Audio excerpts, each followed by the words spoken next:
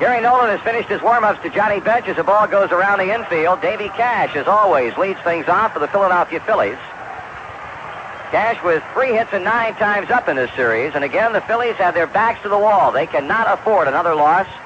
And should this series go to a 4th game, that would be tomorrow night here. And if it goes a limit of 5, it would be played on Thursday afternoon here at Riverfront. Cash hit .284 during the regular season.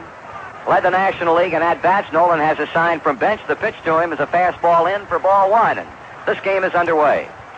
Cash to be followed by center fielder Gary Maddox and then third baseman Mike Schmidt. Cash, a right-handed batter who hangs right out over the plate, waiting on the 1-0 delivery. He swings and hits a high fly ball into center field. Should be a routine play for Geronimo, and it is. 1 away. Cash, a fly ball to center for the game's first out, and as Gary Maddox comes up, we'll check out the Reds defensively for you. At first base, Tony Perez. At second, Joe Morgan. The shortstop is Dave Concepcion. The third baseman, Pete Rose. In left field, George Foster. In center, Cesar Geronimo, and in right, Ken Griffey. Sparky Anderson has not altered his lineup personnel-wise at all in this series. Johnny Bench behind the plate. Maddox, .330 batter during the year. Waiting on the pitch, and it swung on and fouled out of play to the right. Gary has had a couple of hits and 8 trips to the plate. Both hits coming in the series opener Saturday night in Philly. But finishing third in the National League in hitting with that .330 average behind the .339 of Billy Madlock and the .336 of our own Ken Griffey. He swings and fouls it straight back and out of play. And Nolan throwing strikes here to the first 2 Philadelphia batters has Maddox in an 0-2 hole with Mike Schmidt kneeling in the Philadelphia on-deck circle. The Reds swept the Pittsburgh Pirates in 3 straight last year, getting them 2 here and then 1 in Pittsburgh and trying to make it 3 straight over Philadelphia. The 0-2 delivery. Maddox takes a breaking ball low and outside. Nolan won a game 4-3 over the Phillies on the 19th of June in Philadelphia, giving up 8 hits and 3 runs in 7 innings, and then lost to him 5-4 on the 24th of June. The 1-2 delivery. That is down and away. 2 balls and 2 strikes to Maddox. Really finished very strong, however. Had a complete game 5-2 victory over Atlanta on the 1st of October, giving that club only 7 hits. Had a 9-5 record here at Riverfront. 2-2 pitch. That's bounced over the mound. Here's Concepcion behind second. Quick throw got him. 2 down. So Cash a fly ball center. Maddox a ground ball out to shortstop. Here's Mike Schmidt. Schmidt has not had a good series, and he, of course, is one of the real keys to the success or failure of this Philadelphia club. He's been up 8 times, has had 1 hit, that an infield hit, and he's driven a run across with a sacrifice fly. But a man who boasts an awful lot of power. Pitch to him, missing outside for a ball. Led the National League once again in home runs. He hit 38 this season to nose out New York Met outfielder Dave Kingman by 1. 1 ball and no strikes with 2 out, nobody on, and Nolan now down to Schmidt at 2 balls and no strikes. Should Schmidt reach here with 2 out, the batter would be left fielder Greg Luzinski. Nolan kicks and throws. Schmidt takes a strike. Right now, you've got the home plate area totally covered in shade. The pitching mound is in the bright sunlight. Well, Nolan, after getting down 2-0, gets a call strike in. He works. Schmidt swings. Here's a 1-hopper to shortstop. Concepcion to fight that one off before playing it. And his throw to Tony gets Schmidt to end the inning. Hard hit ball directly at Concepcion. He fielded the hop head high. And in the inning for the Phillies, 3 up and 3 down. After 1/2 inning of baseball in Game 3 of the League Championship Series, Philadelphia nothing and Cincinnati coming to bed. Well, we go to the bottom of the first inning, and Pete Rose gets a good ovation from this overflow crowd as he stands in to get us underway against a left-hander, 38-year-old Jim Cott. Cott, the fastest worker in Major League Baseball, as I'm sure you well know, posted a 12-14 record during the season with a .347 earned run average. He's all set to go to work on Rose, but Pete's going to make him wait a moment out on the mound, and this might be something you'll see from a number of the Reds batters throughout the course of the game. Ken Griffey in the on-deck circle. As Rose stands in, and Cott's first pitch is in there for strike 1 call. Got back to the plate. Rose takes a fastball high, 1-1. Pete has been the leading hitter in this series. 5 hits and 10 times up, a couple of RBIs. He takes it low, 2-1. Had great success against Cott, the Reds did, during the season. 39 hits and 12 earned runs in 25 and 2/3 innings. Here's a bouncing ball to second. Cash plays and throws to Allen, 1 away. That'll bring to the plate right fielder Ken Griffey. In addition to getting 3 hits in the first 2 games and knocking home a run, this man simply showed him how to play right field at Veterans Stadium. We heard more than one person say it was the finest defensive play by a right fielder they have seen in that ballpark this season. The pitch is into him for a strike. Cott delivers, pitch is swung on, shot third base side of the mound. Cott plays and throws to Allen, quickly 2 down. We'll pause for station identification on the Cincinnati Reds Baseball Network. Happy birthday, America, from the voice of the world champion Cincinnati Reds in Western Kentucky. This is WFMW-FM Madisonville. Here's Joe Morgan taking his good time getting in the batter's box. He's in now, but he's got that left hand held up to indicate time. Now waves the bat around, and here comes Cott with a 2-out pitch. It's tight for a ball. Morgan has not had a hit in 4 times up, but he has walked 5 times in 2 games. This one is swung on and chopped foul at the plate. Defensively for the Phillies, Allen, Cash, Boa, Schmidt in their infield, first, second, short, and third. Luzinski, Maddox, and Johnstone, left, center, and right, and Boone behind the plate. Head high with a heater, 2 balls and a strike. Rose is grounded to second. Griffey has bounced back to the mound. The 2-1 pitch to Morgan, swung on and popped up on the infield. That's going to be played by the second baseman, Davy Cash, in front of second base to make it. Morgan is out, and the Reds are out 1-2-3. No runs, no hits, nobody left. And after 1 complete, the Reds nothing and the Phillies nothing. More than 200 years. Neither pitcher experiencing any problem at all in the first inning. Gary Nolan retiring Cash, Maddox, and Luzinski on a fly ball and 2 ground balls. Maddox and Schmidt, rather, the 2 and 3 batters. It'll be Greg Luzinski leading off the second, followed by Dick Allen and then Jay Johnstone. Should this one go to a 4th game tomorrow night, the starting pitchers in that one would be left-hander Steve Carlton for the Phillies. He'd be making his second start. And so, too, would left-hander Don Gullett. Should it go to a 5th game, it would be Jim Lonborg against Pat Zachary, the second game matchups in Philadelphia. Greg Luzinski owns the only home run that a Philadelphia batter has slammed in this series. He hit one a country mile on Sunday afternoon against Pat Zachary that found the upper deck about 4 rows deep at Veterans Stadium. That one of 2 hits he's had in 7 at-bats and has knocked in a couple of runs. A man with awesome power. Outfield playing him deep and around toward left as Nolan sends in the pitch, and that's over for a strike.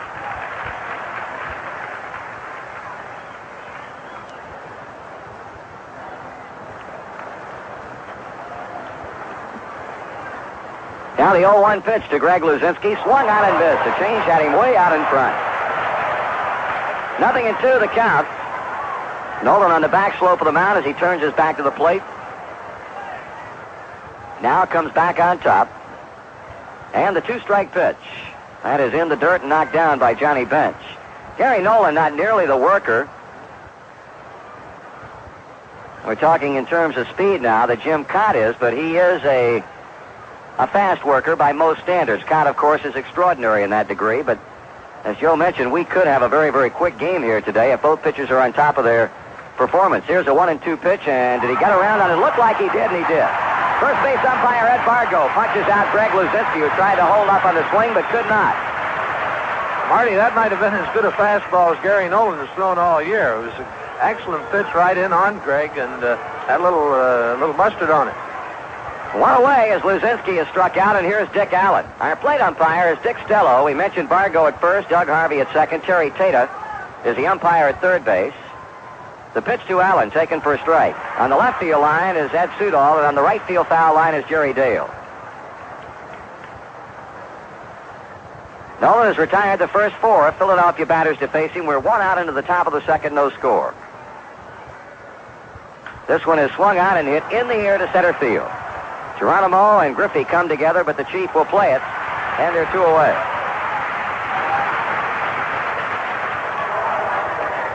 Right fielder Jay Johnstone, he has Had a bat full of hits in this series. Has been up 5 times. Has had 4 hits. And has knocked in a run on a pinch hit single in the 9th inning Saturday night off Raleigh Eastwick to drive a run in. And had 3 hits Sunday afternoon. Left-handed batter. And Nolan trying to make him his 6th straight victim as he serves in a letter-high fastball. Strike 1 is called.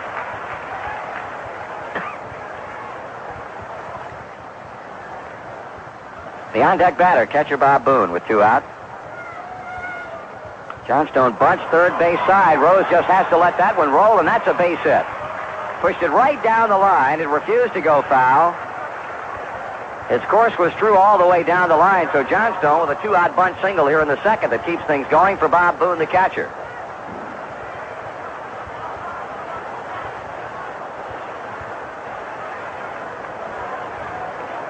Boone 2 for 4, a run batted in. So Gary Nolan gives up the first hit in the game as he'll work out of the stretch with Johnstone taking his lead at first. Check of the runner, the pitch. Boone takes this one just low for a ball. Phillies, of course, won the seasonal series between the two teams, 7-5, but as things unfolded in Philadelphia Saturday night, that had no bearing whatsoever on what might transpire in this series, and so far it has been all Cincinnati. A throw to first base, just a lob throw by Gary, just to let Johnstone know that he knows he's over there. 2 out, 1 on, a 1-0 count on the batter. Pitch. Swung on and hit in the air to left center field. Going back is Foster. Ball hit well. George has run at the fence and makes the catch. He reached up at the 375 marker and picked off a long belt off the bat of Bobby Boone, and that's the inning. No runs, 1 hit, 1 man left in the middle of inning number 2. Cincinnati nothing and Philadelphia nothing. The Reds 580 gift shop is all set for the playoffs. Lots of new and exciting gift items and souvenirs saluting the champion Reds of '76 are now on hand. One brand new item is a distinctive charm. It features a little Reds man carrying the '76 champs flag, and it's just the thing to add to your charm bracelet to commemorate this great season. Charms, tie tacks, a commemorative plate, a big Reds mug, and lots more souvenirs are now on hand at the Reds 580 gift shop, 6th and Walnut, downtown Cincinnati. And by the way, 580 is open until 9 p.m. during playoff week. Tony Perez for openers in the home second. While not yet coming up with a hit in the series, he's had a couple of RBIs. The pitch to him is down and away for a ball. Hit that controversial line drive Sunday. 2 balls and no strikes, and an error was charged against Dick Alanon. 2 runs scored, and the turnaround inning, so to speak, for the Reds. Here's a swing and a foul out of play. 2 balls and a strike. Foster on deck, Johnny Bench to follow him. No score. Reds were out in order in the first. Perez swings at the line drive to left center. That gets by Gary Maddox. He tried to shoestring it, now recovers to hold Perez to a single. He got his glove on the ball and fortunately took some of the steam out of it. Otherwise, that ball would have been all the way to the fence in center field. But an absolute shot off the bat of Perez, the first Cincinnati hit on the afternoon. Marty can't hit him much harder than that, and a good play by Maddox. I don't think the ball hit in his glove. It hit on his arm, appeared to, and a good bounce for the Phillies, I guess we might add. That'll bring up George Foster, who takes a little bit of time getting in and now steps out as Scott goes into his stretch. Foster trying to get a toe hold with that back right foot, but Scott's all set to pitch, and George is not having any of that, I'll tell you. The Reds will try their best to slow him down if possible. The pitch to the plate is swung on and hit in the air into shallow right field. Ball will be played by second baseman Davy Cash, and he's got it. Johnny Bench with 1 out.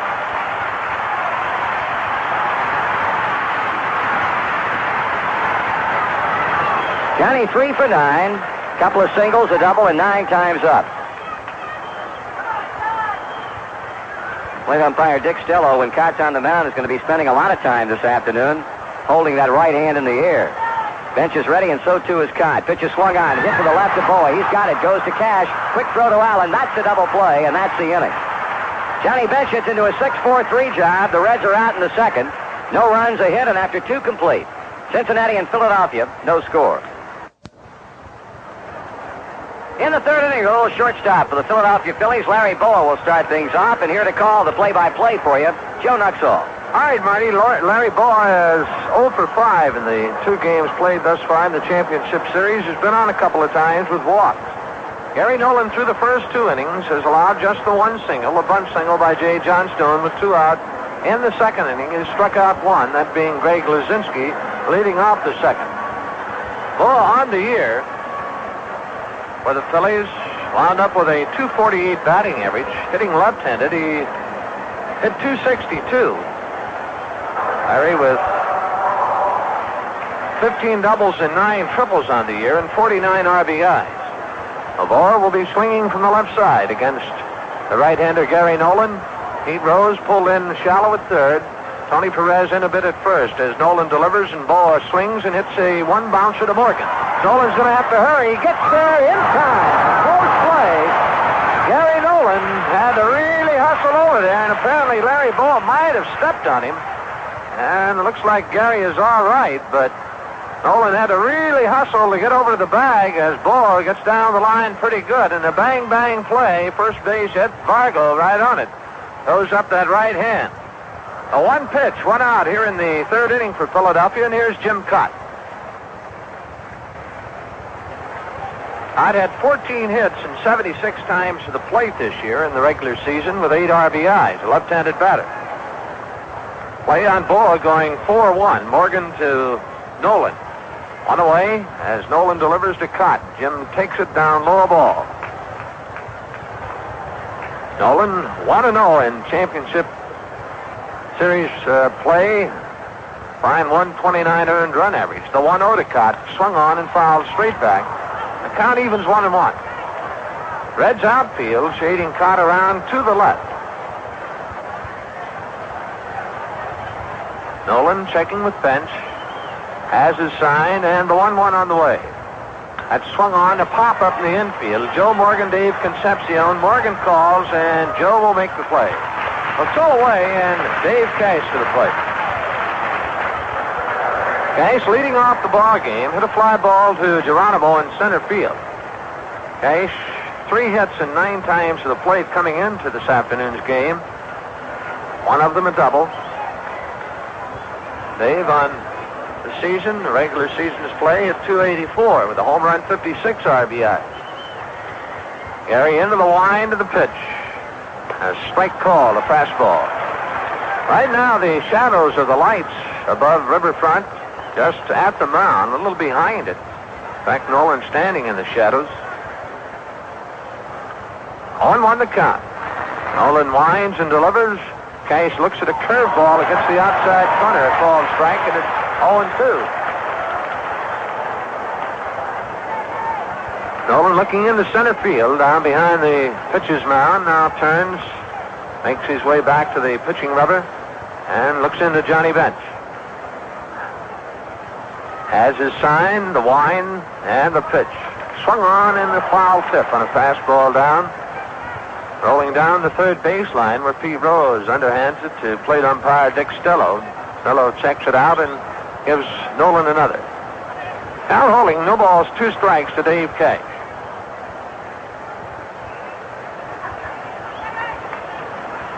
Bobby Wine, the first base coach for Philadelphia. Billy DeMars around at third.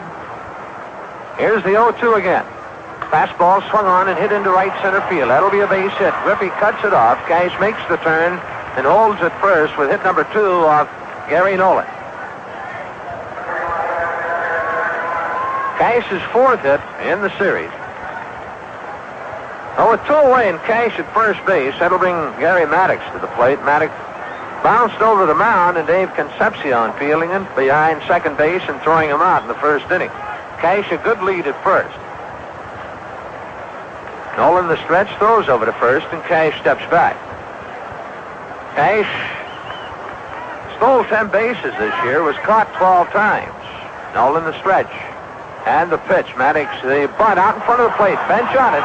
Throws on to Perez, and that's it. Looked like Maddox had a little indecision in his mind. A curveball, and bunted it right in front of the plate where Bench went out barehanded and threw him out easily.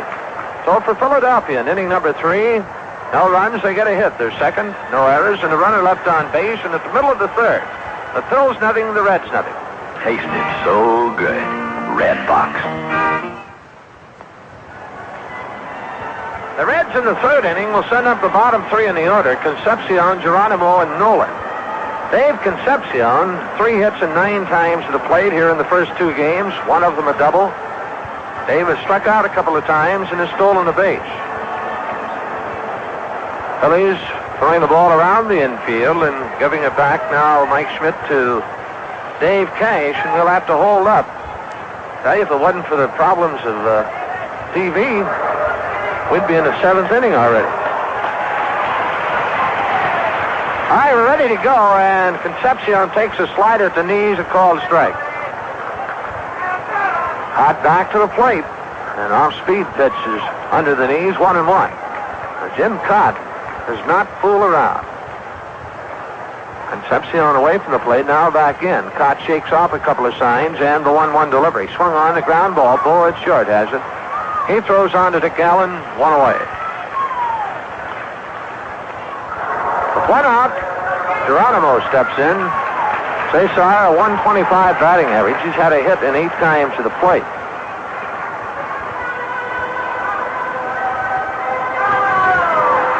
Dick Stello holding up that right hand, giving Geronimo a chance to get set in the batter's box.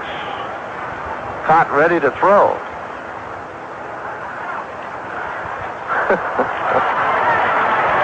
Cott delivers a pitch, but Stello with that hand still up. Here he comes again. There's a broken bat. Nice play. Mike Schmidt backhands, long throw, and he got him. Geronimo, broken bat, low liner, had Schmidt backhand on the first hop and threw him out easily. 2 out, and Gary Nolan to the plate. Nolan on the year, hitting at 8 hits and 79 times up. Cott delivers, and Nolan swings and lines it foul off to the right. 2 out, the base is empty. Cott back to the plate, inside with a slider, 1-1. Reds with 1 hit off Cott. That was Perez's leadoff single in the second. There's ball 2, fastball that's low. 2-1 the count. Boone out in front of the plate, yelling something to Jim Cott. Now settles back behind the plate as Cott delivers. Nolan looks at it up high. 3-1, and Cott asks for another baseball. Dave Cash, the second baseman, about 10 feet beyond the back line. Pitch to Nolan is ball 4, high and outside. Well, maybe this will get things underway for us. With 2 out. Pedro Bourbon in Sunday's game, if you'll remember, struck out in the 7th inning. But reached as the pitch got away from Bob Boone, reached first base, and the Reds went on to score 2 times in the inning. So Nolan at first base, 2 away. Rose in the first inning, bounced to Cash at second base. He had a 500 batting average coming into this afternoon's game. 5 hits and 10 times up. He swings and fouls. The first pitch well down the right field line and back into the green seats. 0-1. Nolan at first. Cott sets and delivers. Rose swings, bounces it over the middle. There's Cash. He goes to the bag. The force of Nolan, and that's it. In the inning for the Reds, no runs, no hits, no Philadelphia errors, and 1 runner left on base. And at the end of 3, the Phils nothing, the Reds nothing. Well, the totals for 3 innings look like this. The Phils, no runs, 2 hits, no errors. The Reds, no runs, they've had 1 hit, no errors. For Philadelphia, Mike Schmidt will lead it off in inning number 4 for the Phils. And back to the action, Marty Brennaman. Okay, thank you, Joe. We've had 3 bang-bang innings of baseball here. The 2 Philadelphia hits owned by Jay Johnstone, a bunt, and Davy Cash a single to right, while the Reds have had the 1 hit by Tony Perez off Jim Cott. So these two guys have served up 3 impressive innings of baseball on both sides of the fence. Schmidt is 0 for 1. He bounced out to shortstop in the first inning.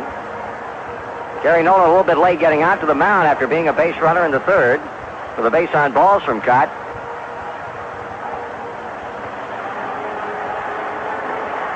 Tonight, the New York Yankees and the Kansas City Royals over in the American League, and of course the 1976 World Series gets underway in the park of the National League champion.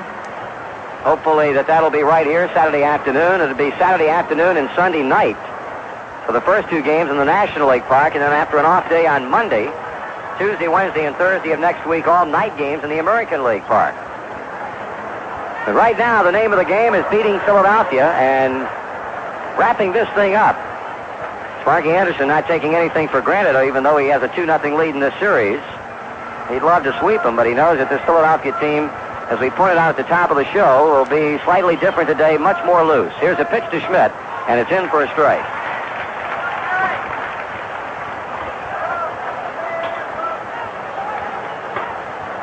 Actually, these two pitchers were matched against each other twice during the regular season, Cott and Nolan. Gary's 0-1 delivery. Schmidt takes it inside for a ball. Nolan was a loser on the 24th of June, 5-4, but Cott wasn't involved in that decision, and then neither was involved in the decision here at Riverfront on the 26th of August. Now, this will be the third time total that these two guys have matched up. That one played out of the dirt on a hop by Bench. 2 balls and a strike. Mike Schmidt, the batter, as we are in the top of the 4th inning, no score. Greg Luzinski on deck. He'll be followed by Dick Allen. Now plate umpire Dick Stello inspecting the baseball that Gary Nolan has been playing with.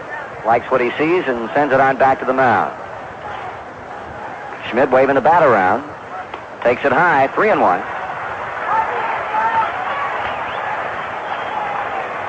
So Gary Nolan a pitch away from issuing a walk to Schmidt, and that's something that Nolan does not do very often. In fact, he issued the fewest walks among starting pitchers this year. Here's a smash and a base hit down the left field line off the 3-1 pitch. Here's Foster playing it on the carom as Schmidt rounds first and goes in standing up with a leadoff double. Well, Mike Schmidt got his pitch and rammed one between Rose and the third base bag for a double to left. So the Phillies have their third hit. And the first scoring threat in the game posed by either club with Schmidt at second base and Greg Luzinski at the plate. Talking about the walks that Nolan gave up, he issued only 27 in 239 innings. Luzinski looks at a strike at the knees. He was a strikeout victim of Gary's in the second, the only strikeout Nolan has had so far. In fact, the only strikeout in the game. Cott has not fanned anyone in 3 innings. Schmidt looking around as he walks off the base. The 0-1, swing and a missed strike 2.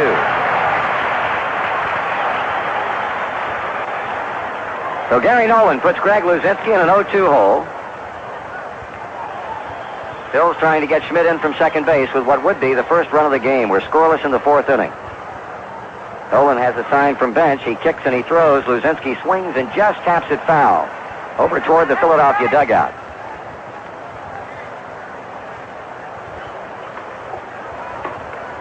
Count stays at 0 balls and 2 strikes. Outfield playing the bull exactly as they did in the second inning when he was up for the first time, around toward left and deep. Morgan shading him toward the second base bag while Perez is pulled well off the line at first.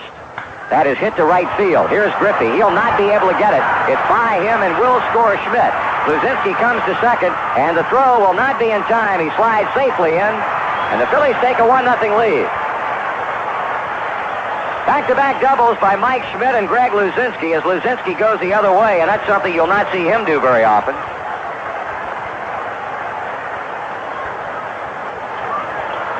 The Bull with his third RBI in the 2+ games in this league championship series so far, and he leads his club in that department. Now, Manny Sarmiento, a right-hander, will start to loosen up in the Cincinnati bullpen.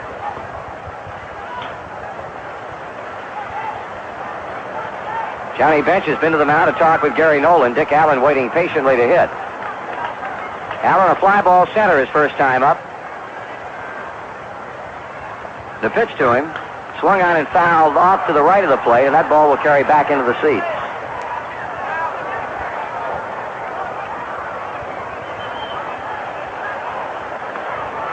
No empty seats in this ballpark today, I'll tell you. And sellouts in Philadelphia.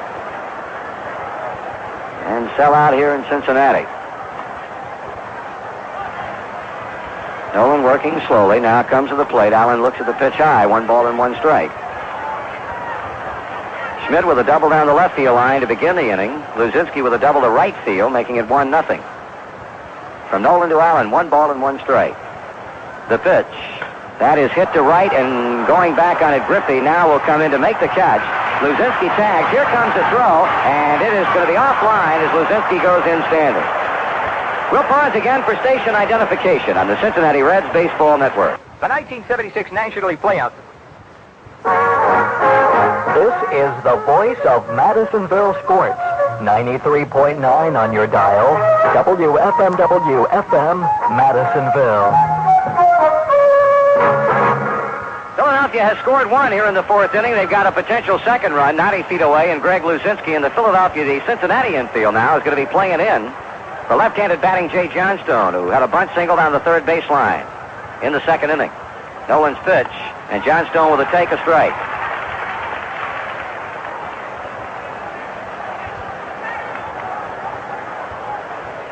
Sarmiento loosening up in our bullpen. Nolan glancing Luzinski's way, delivers to the plate. That's bounced foul off the first base line. It's 0-2. No balls and 2 strikes on Jay Johnstone. Well, Nolan will have to do a bit of nifty pitching right here against a guy who had his best year yet in Major League Baseball. .318 batter. More often than not, will put the bat on the ball, and that's exactly what the Phillies are hoping he can do here to get Luzinski in with their second run. The pitch. That is grounded to the right side. Perez has the ball come up on him, knocks it down, plays it, and gets the out. With Luzinski holding at third base, that a mighty, mighty big out. Out number 2, and the hitter will be Bob Boone. Marty, a pretty good changeup right there by Gary. Really had Jay way out in front. In fact, his bat wound up almost as far as the ball went. Well, it appeared the ball might have hit in the seam in the AstroTurf at first base. It came up. Perez cradled it in his midsection and knocked it down, and still had plenty of time to retire Johnstone. Now Bob Boone, as the infield drops back to normal depth, takes a strike. Concepcion playing very, very deep for Boone, standing on the back white line at short. Foster had to go to the wall at the 375 marker to bring down this man's blast in the second. The Phils have scored a run on back-to-back doubles by Mike Schmidt and Greg Luzinski. Luzinski standing at third. They're 2 away in the fourth inning. Stretch the pitch. Breaking ball off the plate, 1-1. Boone ended up on the year hitting .271. He was up over .300 for quite a long time. Hit 4 homers and knocked in 54 runs. That's chopped down the third base line, a foul ball. So Nolan with the advantage on Boone. 1 ball and 2 strikes.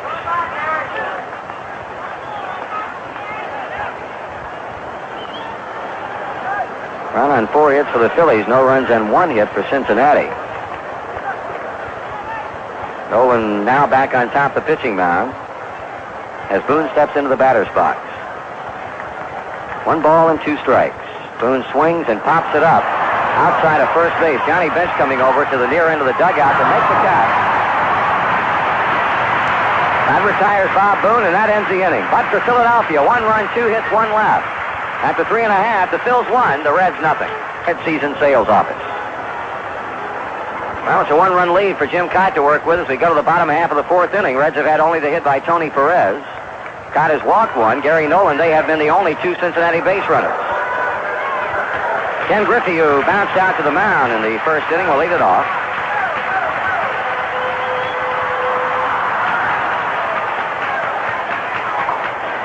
Here's Cott's pitch, and Griffey with a take. Ball 1 is high.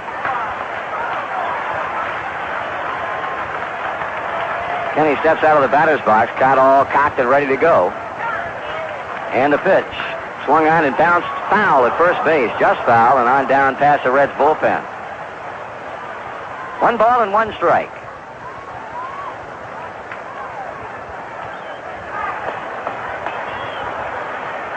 Griffey bunts third base side. Here's Schmidt up quickly with the ball. Throwing to first in time. Well, Kenny trying to bunt his way on, but Schmidt playing that bunt attempt to throw him out and bring on Joe Morgan.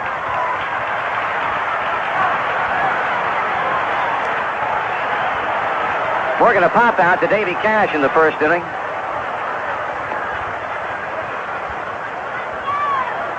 Joe's still looking for his first hit. He's now 0 for 5 officially. Guy delivers, but Morgan has called time and steps out. And now Jim Cott a little bit upset with plate umpire Dick Stello that he ruled that no pitch. And so too is catcher Bob Boone. Morgan fouls it off to the left. It'll be out of play. And Again, Morgan has walked 5 times in this series. He has stolen a couple of bases. 1 ball and 1 strike.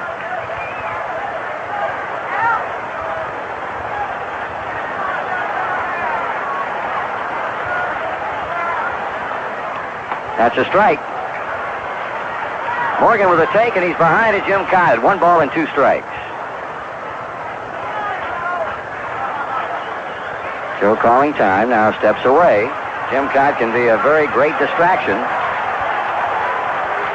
And Joe Morgan is making sure he's ready now. He steps away as Cott came to the plate. He was not ready. We saw him do this to Cott in August. Here's a line drive over third, but foul. And it really seemed to unravel Cott. It was in the extra inning wrap-up to the series, the game in which Cott came on to work in relief. He was a losing pitcher. Morgan with a bang to the right side of the infield, but Cash has it on 2 hops, and the throw is in time. Just got him, though. Davy Cash's throw to Dick Allen was high and off to the left. Morgan really coming down that line, turned it into a close play with his speed. 2 outs. Tony Perez, the owner of the only Cincinnati hit, takes a strike.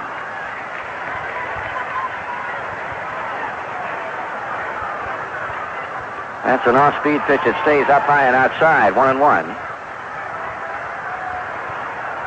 1-0 Phillies. Bottom of the 4th inning with 2 out. Perez a swing and a foul of the screen.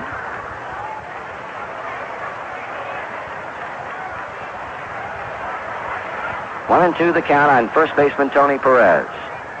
Cott kicks, throws. Perez takes it low and inside. 2-2.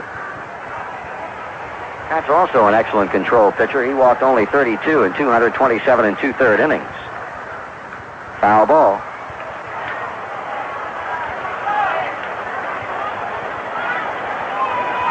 Man who has seen World Series competition with Minnesota and playoff competition with that club. Perez fouls a pitch away. He was in a series with the Minnesota Twins way back in 1965 when he had 3 decisions, 1 winning one. And then in the 70 playoffs, he was 0-1. Bouncing ball to the left. Schmidt plays bell tie, throwing to Allen. That's it for Perez, and that's it for the Reds. 3 up and 3 down. We have completed 4. The Phillies 1. The Reds nothing.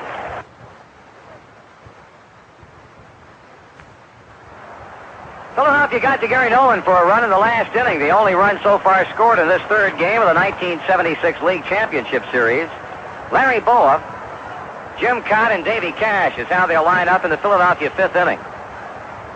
Reds would like to remind fans that the Cincinnati Automobile Club's worldwide travel agency is planning a December Caribbean cruise, and Pete Rose, Ken Griffey, and Bill Plummer will be on that trip. For more details, call the Cincinnati Automobile Club. Boa is 0 for 1, a pop to Morgan as a leadoff batter in the 3rd inning.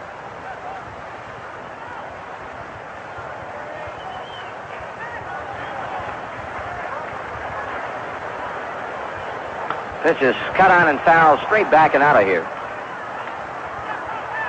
Boa also is looking for his first hit. He's now been up 6 times. And as always is the case when he plays the Reds, Rose playing very shallow at 3rd. The pitch is taken just outside, 1-1. Larry with an off year, hit only .248. The 1-1 delivery. That is hit in the air to left center field. Foster flips the glasses down and runs under it to make the catch.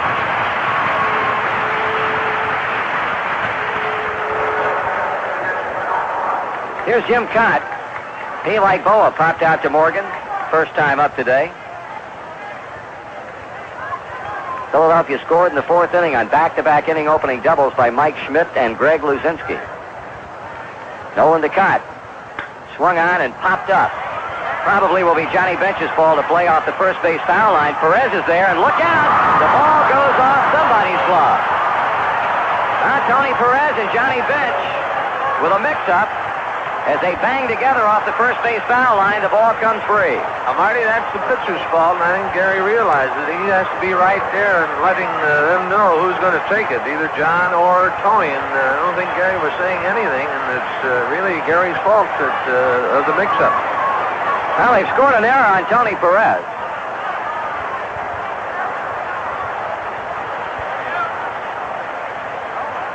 Here's a pitch to Cott, taken on the inside corner for a strike. No balls and 2 strikes.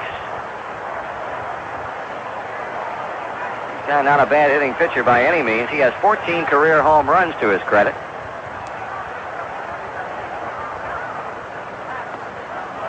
Off-speed pitch is low. Cott started to go, held up in time. Third base umpire Terry Tata saying no, sir, he did not get around on it. 1 ball, 2 strikes.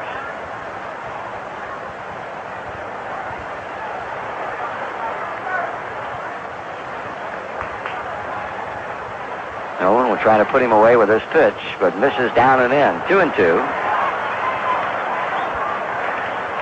Talk about a physical specimen, boy. At 37 years old. I think we said 38 earlier. Cott will be 38 on the 7th of November. 6'5", 215 pounds. He was born in Zeeland, Michigan. Now makes his home in Apopka, Florida. And there is not an ounce of flab on this guy. He fouls it away. He is the winningest active pitcher in Major League Baseball. 12 wins he had in 1976 give him 247 career wins. He hits this one in the air, back of the plate, but Bench, as he races back to the screen, will not have a shot at that one.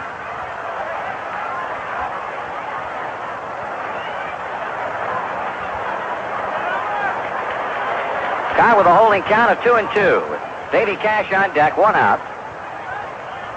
Nolan has been touched for 4 hits and a run. Cott waiting, and a pitch. That is hit to right field for a base hit. Well, the error turns out to be a costly one in terms of an out being made. Instead of Cott being retired on the foul pop, he gains a reprieve and makes the most of it with a single to right field.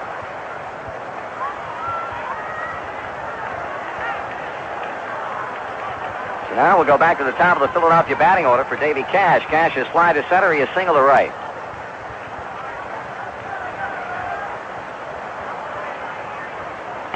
Ball to him. Scoreboard stumper today. Who holds the Cincinnati club record for most career victories by a pitcher? With 1 out, Jim Cott is at first base. Perez plays behind him and off the bag. Cash grounds it foul between the bag and the coaching box at first. Level account to the Philadelphia second baseman. 1 ball and 1 strike.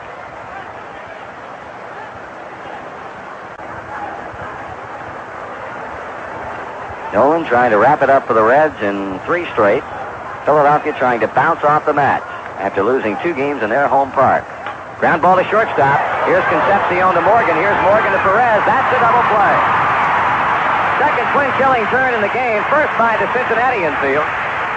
No runs, 1 hit, 1 error. Nobody left, and in the middle of inning number 5, it remains Philadelphia 1 and Cincinnati nothing. Many American beers trace their roots back to Germany. More specifically, to a family that came from Germany in the 19th century and started their own brewery. Now, at first, they were very much a family affair. There was someone in the brewery every day seeing to it that the quality remained high. And that's how those traditions of care in brewing came to be. But today, you'll find most breweries are no longer owned by these original families. And the family tradition of care is fast disappearing. Well, let us tell you about one family that still works in their brewery every day. It's the Stroh family. And they take as much care in brewing Stroh's beer for the beer lovers of this generation as they did 200 years ago. Stroh's beer. There's still a family tradition behind it. One beer lover to another. The Stroh Brewery Company, Detroit, Michigan. Family brewers for more than 200 years.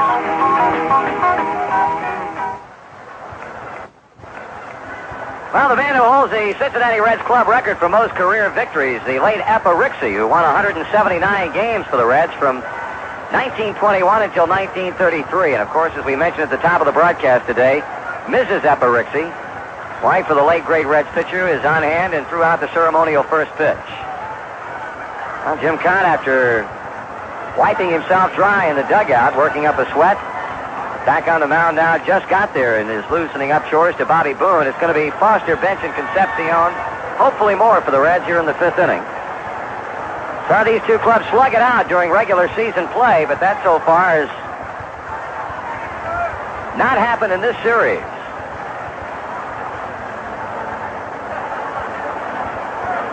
Of course, we still have not had a pitcher go the distance. The longest stint by a pitcher in the regular season and a carryover into the playoffs was the 8 innings of work that Don Gullett turned in on Saturday.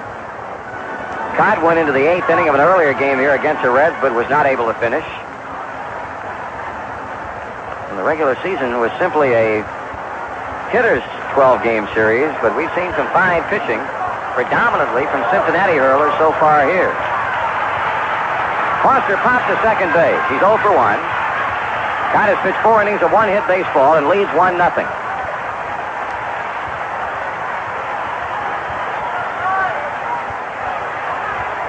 Got into the plate. Foster with a swing and a high fly ball into right center. Gary Maddox racing over. Johnstone calling. Maddox calling, and Johnstone stayed there to play it. 1 away. Bring up Johnny Bench, who hit into a 6-4-3 double play in the second. Of course, we saw the Reds no-hitted for 5 innings Sunday by right-hander Jim Lonborg, only to eventually emerge a 6-2 winner in that game. 1-0 Philadelphia in the bottom of the 5th. Bench swings and fouls to the screen, a strike.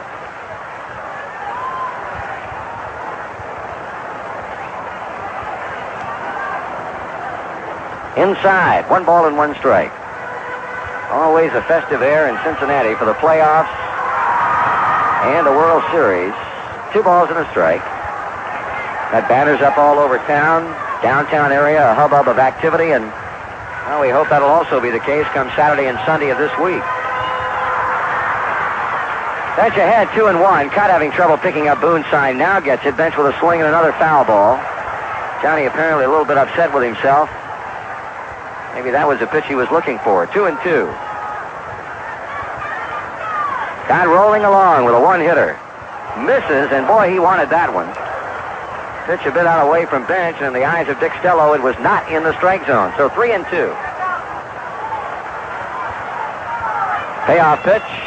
That is a high fly ball. Left center field. Backpedaling Maddox. Shielding the sun with his glove and makes the catch. 2-out batter will be Davey Concepcion.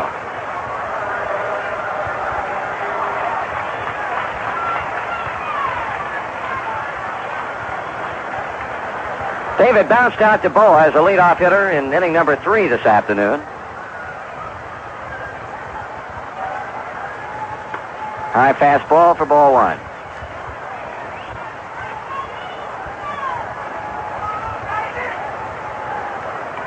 Check swing, 2 balls and no strikes. Schmidt now backing up a couple of steps at third. A check swing foul on a pitch up and in to Davey. 2-1. Well, Concepcion now calling time as he checks out things with third base coach George Scherger.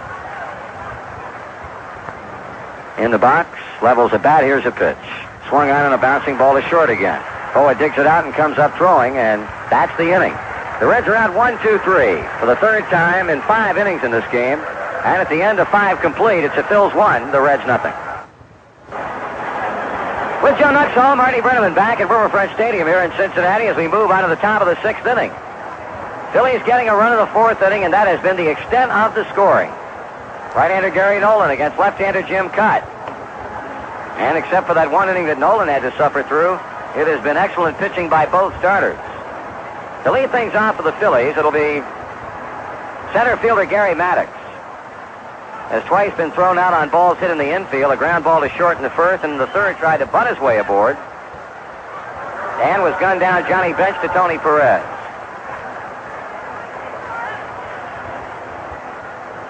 So Maddox is 0 for 2 today and 2 for 10 in this series.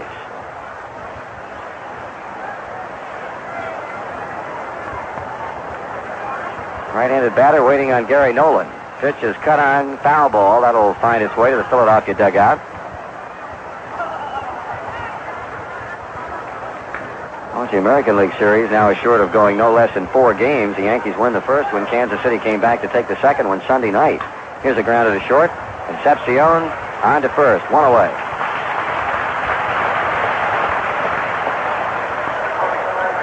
Mike Schmidt, who after grounding out to shortstop in the first inning, hit a 3-1 pitch by Pete Rose for a two-bagger leading off the fourth inning and came in to score on the Luzinski double to right.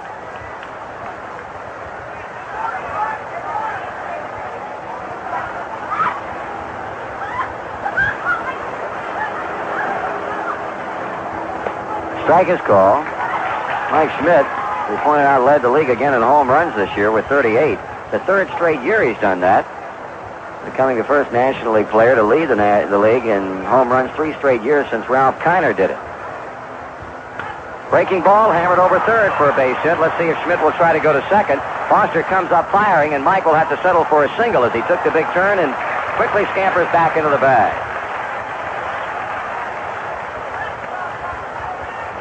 So Schmidt 2 hits and 3 times up. The Phillies now total 6 in the game. The hitter will be Luzinski, who is 1 for 2, that double to drive in the 1 run of the game.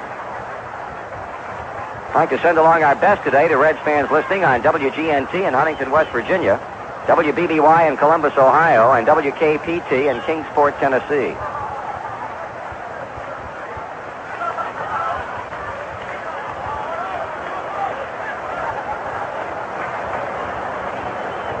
Rolling out of the stretch with Schmidt leading at first base, pitches high, throw down to first, but Schmidt's in easily.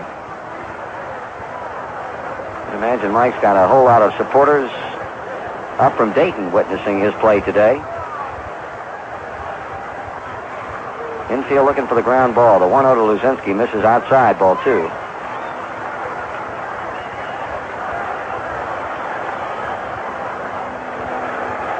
Two balls, no strikes. 1 man out. Maddox grounded to short to begin the inning, and Schmidt has singled to left. From the top of the 6th, the pitch. That is hit to right field, curving toward the seats, and will drop in a foul ball. Manny Sarmiento goes down to once again begin loosening up. Now, Gary Nolan is scheduled about second in the bottom of the 6th inning. And with Sarmiento throwing, it could possibly mean, 1, you'll either see a pinch hitter for Nolan should Geronimo reach, or 2, Sparky a bit concerned about the Gary way Gary's working here in the 6th inning. Fly ball hit well to right center field. Geronimo digging toward the warning track, looks up, makes the catch. Running catch by Cesar Geronimo on the warning track in right center.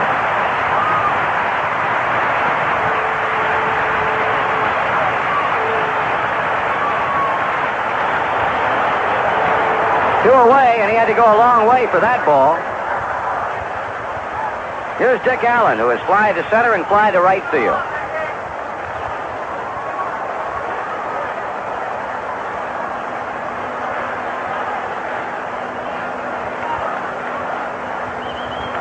Smith with a lead. Nolan with a check of him and delivers high and tight to Allen. A ball.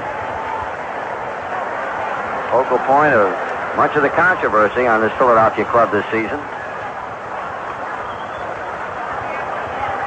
But a man with, despite what you think of him, some talent to play the game. Schmidt goes, pitches foul. Well, Mike Schmidt running on the 1-0 pitch to Allen. Allen with a foul off the end of the bat. 1 ball and 1 strike.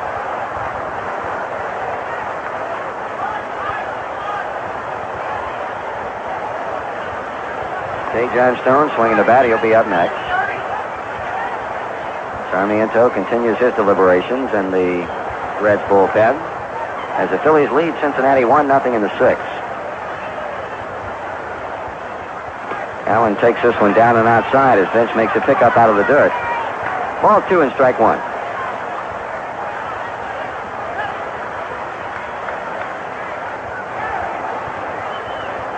Give Allen a lot of room along the left field foul line and also in left center, despite the fact that he is a right-handed batter.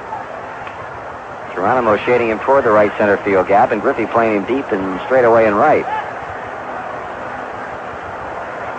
Now Bench and Nolan want to get together as Gary signals for John to come on out there.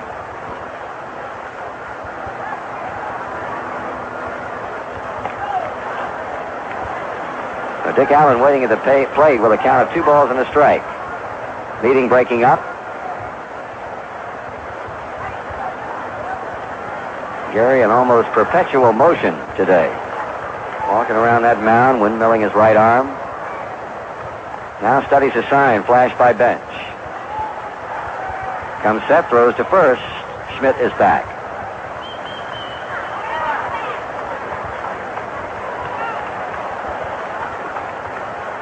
Now redirecting his attentions back to the plate. The 2-1. Missing outside, ball 3.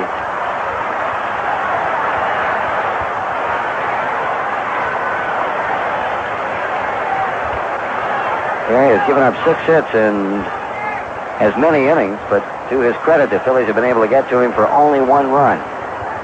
See if Schmidt's going to be running. He is. 3-1 is throw down to second base. Did he swing on that pitch or not?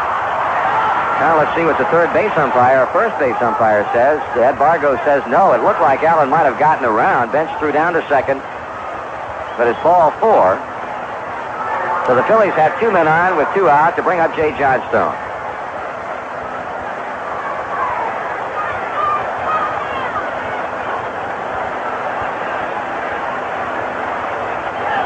Nolan has allowed his first walk. And now a timeout is called. Joe Morgan said something to second base umpire Doug Harvey.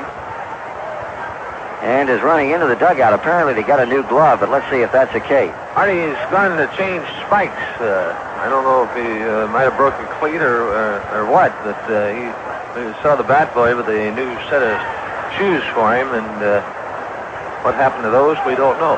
But nevertheless, Joe's going to put on some new, what do they call them in Spanish, zapatos? Pretty good, huh? That's not too bad. I am duly impressed. That was a deep guess. Well, Gary will stay loose by throwing to Bench, and it didn't take Morgan long to get those new shoes on. Jay Johnstone, the hit story on him. A bunt single in the second. He grounded out to Tony Perez in the 4th inning. So Schmidt at second base, Allen at first. Johnstone with a take on the pitch low. Ball 1.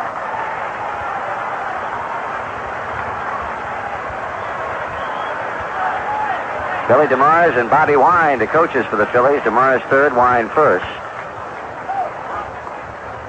Foul to the screen, 1-1. DeMars shouting out something to the runner at second base, Mike Schmidt. So Nolan trying to get the final out of this 6th inning and keep the deficit for Cincinnati right where it is at 1. Johnstone and the 1-1 pitch. Here it is. Fastball inside, ball 2. Bench bluffing a throw down to second base as Concepcion was sneaking in behind Schmidt.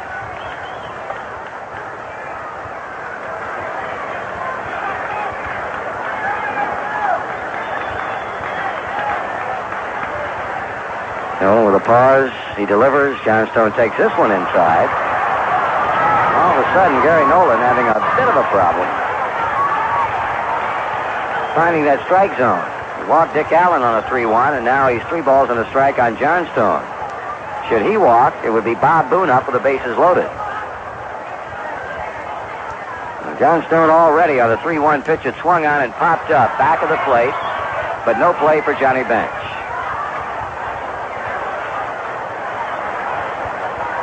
So Gary Nolan with a new baseball and a count of 3 balls and 2 strikes. 2 men out in the inning. Schmidt will be on the way to third. Allen will be heading toward second.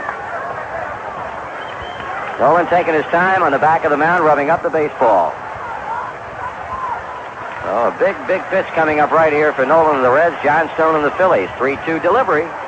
That is fouled away again. It will pause for station identification on the Reds Baseball Network.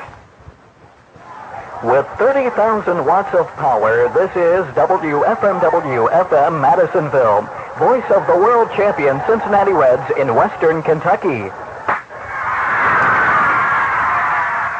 Holding count of 3 balls and 2 strikes on left-handed batting Jay Johnstone. The runner's again on the move. Payoff is inside and low, and the bases are loaded.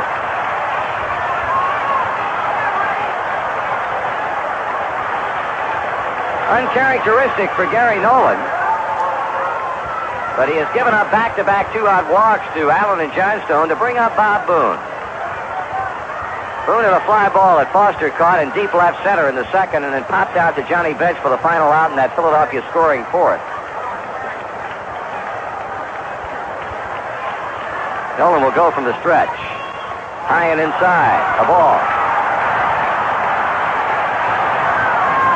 Now Larry Shepard is going to come to the mound, our pitching coach, and we'll be joined there by Joe Morgan. Marty, Gary seems to be limping a little bit. I don't know if he's full of muscle or what, but seems to be limping after each delivery for some reason. Whether he's having a problem with the leg, we really don't know. It looks like Shep looked like he might have pointed to his left leg, but we're not really sure of it. Now they're going to talk to plate umpire Dick Stello and possibly give Gary a couple of throws to see if everything is all right. Stello is just now arriving at the mound, and we don't know whether it might have gone back to when Larry Boa in the third inning apparently stepped on Nolan's foot, his right foot possibly, and Sparky now making his way out, and we might see Manny Sarmiento. And we are. We're going to see Manny Sarmiento come on here with a count of ball, no strikes, to face Bob Boone. And Manny jogging in from the bullpen down the right field line. We have a break in the action here at Riverfront. The Phillies leading it by a score of 1-0, and we'll be back after this word. The big red machine is rolling down the street. Big red smoke. Manny Sarmiento in relief of Gary Nolan. Gary apparently suffering a leg injury or an ankle injury and having to leave the ball game here with a count of ball, no strikes to Bob Boone. Sarmiento making his first appearance in the championship playoff in the season. Manny won 5 and lost 1, appeared in 22 ball games. A fine 205 earned run average. He completes his warm-ups. Here's Marty. Okay, Joe, it hurts a 1-0 count against Bob Boone. That's the pitch that Gary Nolan threw before having to leave. So Manny to the plate, and Boone with a swing, and he pops him in the air. Left center field. Geronimo is there, and that is the end. One pitch, and Sarmiento gets us out of hot water. No runs, 1 hit with 3 men left on. After 5.5, the Phillies over the Reds, 1-0. Well, it remains a frog strangler, 1-0. Phillies lead the Reds. We're in the home 6th inning. And it'll be Cesar Geronimo, Manny Sarmiento, and Pete Rose. Jim Cott, well, he's allowed a hit in 5 innings. That's a single to Tony Perez in the second. Geronimo is 0 for 1. He was robbed in the third on a broken bat. Soft tailing line drive that Schmidt backhanded and got the out on. Here's a pitch to the Chief, and he swings and fouls off the left field line and out of play.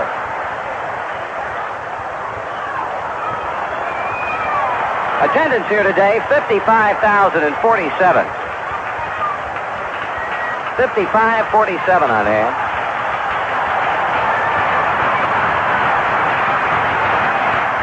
Geronimo swings and misses, strike 2. Reds have been totally handcuffed by this guy. Check swing on a pitch off the plate. 1 ball and 2 strikes. Sarmiento kneeling on deck. Fastball is up. 2-2. Cott, not a strikeout pitcher. You're going to make contact more often than not against him. He gave up more hits, 241, than innings pitched, 227 and 2/3. And on the 2-2, he bounces Geronimo foul to Russ Nixon in the first base coaching box.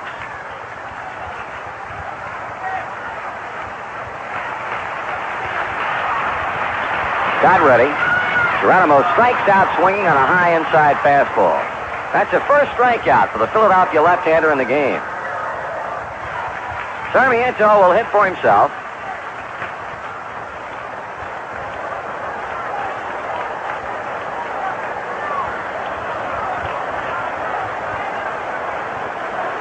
There's the first pitch, and that's down and in for a ball. Pitching line on Gary Nolan, 5 2/3 innings, 6 hits, a run with a strikeout and 2 walks. Call strike. Pitcher against pitcher in the 6th inning. Bouncing ball is foul off to the right. That hits the top of the Reds' dugout and kicks well back up into the seats. Joe gave you the impressive numbers on this young rookie. 5-1, a record, 2.05 at ERA. Just missed the inside corner at the letters. 2 balls and 2 strikes. Really gave the Reds relief corps a shot in the arm when they needed it. Grounder to second. Big hop will be played conveniently by Cash, and Dave throws him out. Well, the crowd getting excited now about Pete Rose's appearance at the plate. He's grounded to second twice.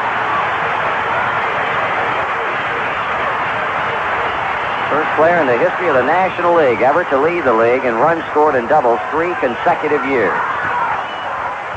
How about one of those 2 base hits right now? Check swing, a strike is called.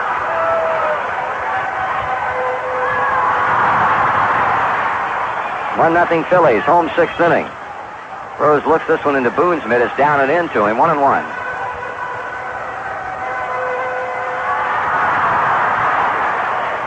Got some activity in the Philly bullpen. Right-hander Wayne Twitchell. Here's a grounder again to second. Rose playing Pepper with Cash. The side retired on the throw to Dick Allen. The Reds are on 1-2-3. We move to the final 3 innings of action, and the score stays Philadelphia 1 and Cincinnati 0.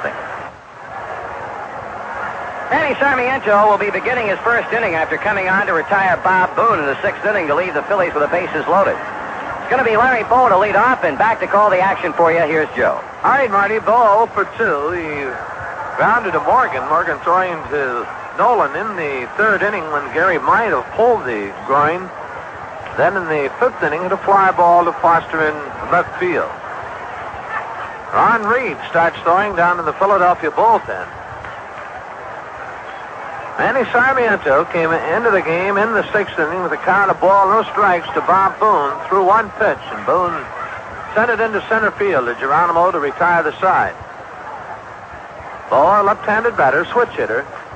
Jim Cott on deck. Sarmiento delivers and slow and inside the ball.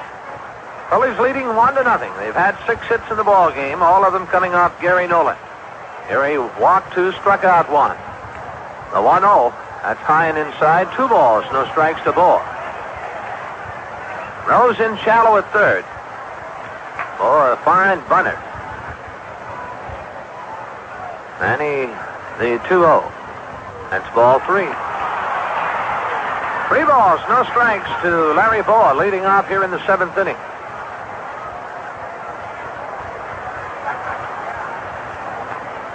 Bowe without a hit in the championship playoffs so far. 0 for 8. There's a strike. 3-1. The outfield about straight away to Larry and pulled in a bit. Sarmiento's 3-1 delivery. Strike 2.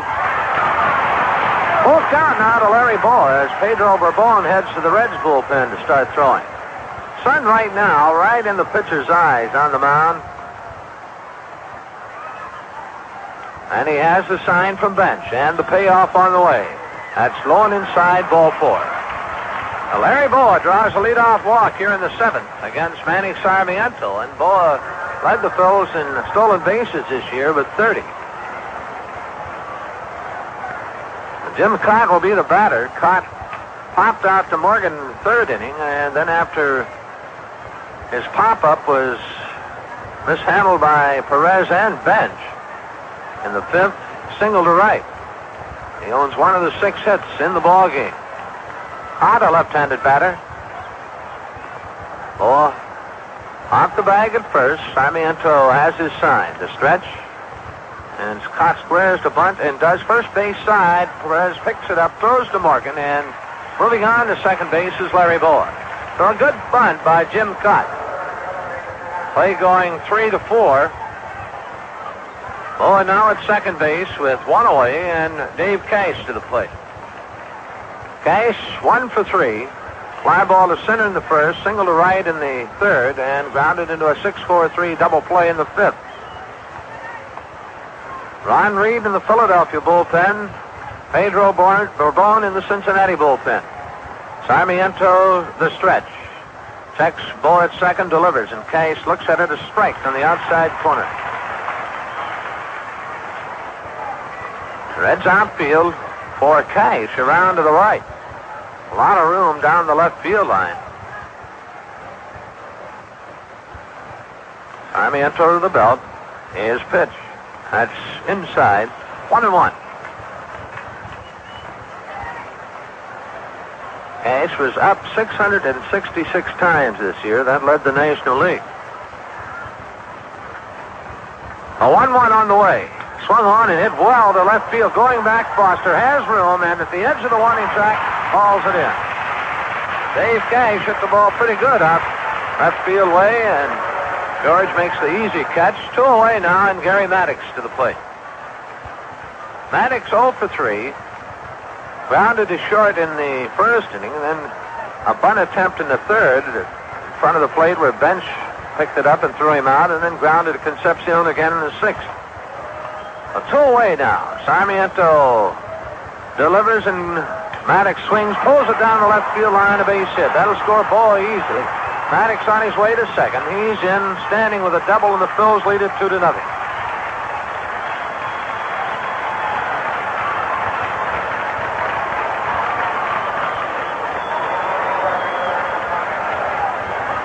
For Maddox, his first extra base hit of the series, and his first RBI. Larry Shepard now going to the mound to talk with Manny Sarmiento.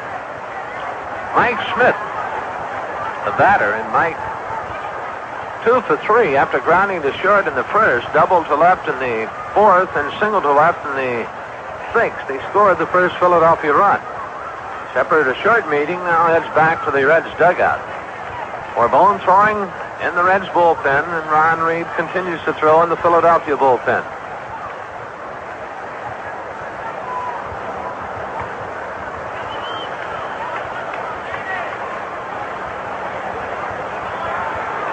Maddox at second, 2 away. Sarmiento to stretch, and the pitch, and Schmidt swings, ground ball fair down the left field line. That'll score Maddox. Foster playing it down in the corner, and now up with the ball as Schmidt coasts into second base with his third base hit of the ball game, and here comes Sparky. Well, Mike Schmidt, 3 straight base hits now, 2 doubles, and an RBI, and the Phils lead it 3-0. Back-to-back doubles, Maddox and Mike. That'll bring on Pedro Borbone. Manny Sarmiento works 1 inning. He's up 2 hits, walked 1, and 2 runs, both of them earned. Borbone coming on, and this is Pedro's second appearance in the championship playoffs. Pedro worked 4 shutout innings in Philadelphia Sunday, allowed 4 hits and walked 1. So the Phils picking up 2 here in the 7th inning and lead 3-0. Phillies now with 8 hits in the game. The Reds have had just 1, and that was Tony Perez's second inning single, and that's been it. Reds have really not hit a ball hard off Jim Cott to this point, other than Perez's single to center. Pedro Borbone is having some neck problems, but certainly pitched well in Philadelphia Sunday. He'll be facing Greg Lazinski, and Greg 1 for 3, struck out in the second, double to right in the fourth to drive in the first Philadelphia run. Then a fly ball to deep right center field that Geronimo hauled in a step away from the fence. Borbone completes his warm-up. 3-0, Philadelphia leading.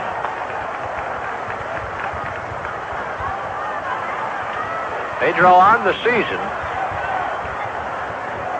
Sets and delivers now, and Lazinski looks at it down low, a ball. Borbone won 4 and lost 3 on the season with a .335 earned run average. He appeared in 69 ball games. The 1-0. Lazinski swings and pops it foul. Back and over our head, 1-1. Outfield for Lazinski straight away. Rose very deep at third. Concepcion standing on the back line at short, as is Morgan at second. The pitch. That's strike 2. Pedro coming in with a breaking pitch. 1-2 to count. 2 away, and the Phils have scored 2 here in the inning. The pitch. That's just high. Count evens, 2 balls, 2 strikes.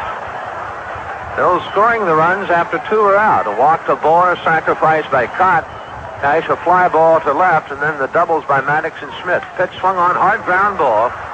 Concepcion has it, throwing on to Perez, and that's it. But in the inning, Philadelphia gets 2 runs on 2 hits of no errors and 1 runner left on base, and at the middle of the 7th, the Phillies 3, the Reds nothing. Now the Reds trail the Phils 3-0 as they bat in the bottom half of the 7th inning. Jim Cott has been very tough on them this afternoon to this point. That 1 base hit, 1 other base runner, that being Gary Nolan, who walked in the 3rd inning.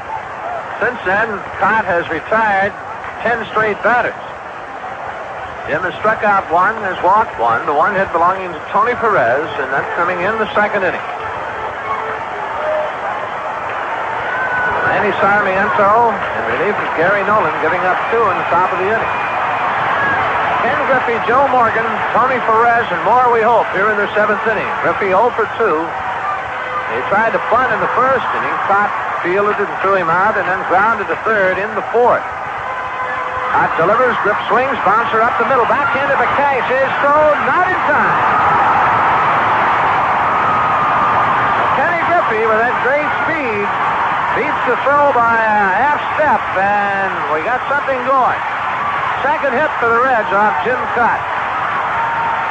Dave Cash backhanding the ball, bracing and getting plenty on the throw to Dick Allen, but not quite in time. 2nd hit, and the Riverfront crowd comes alive. Joe Morgan at the plate, and Cott, not at all looking at plate umpire Dick Stello, is standing there with that right hand in the air, and now Morgan is all right, and Cott the stretch. He delivers, and Morgan swings and misses.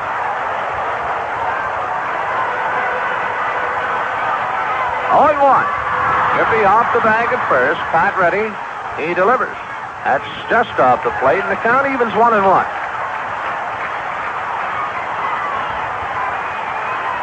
Cott to the belt. His pitch taken high. 2 balls a strike.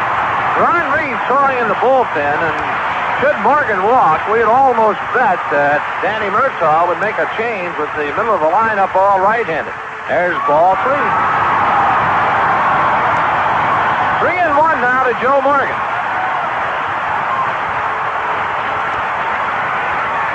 Hot sets and delivers. That's strike 2.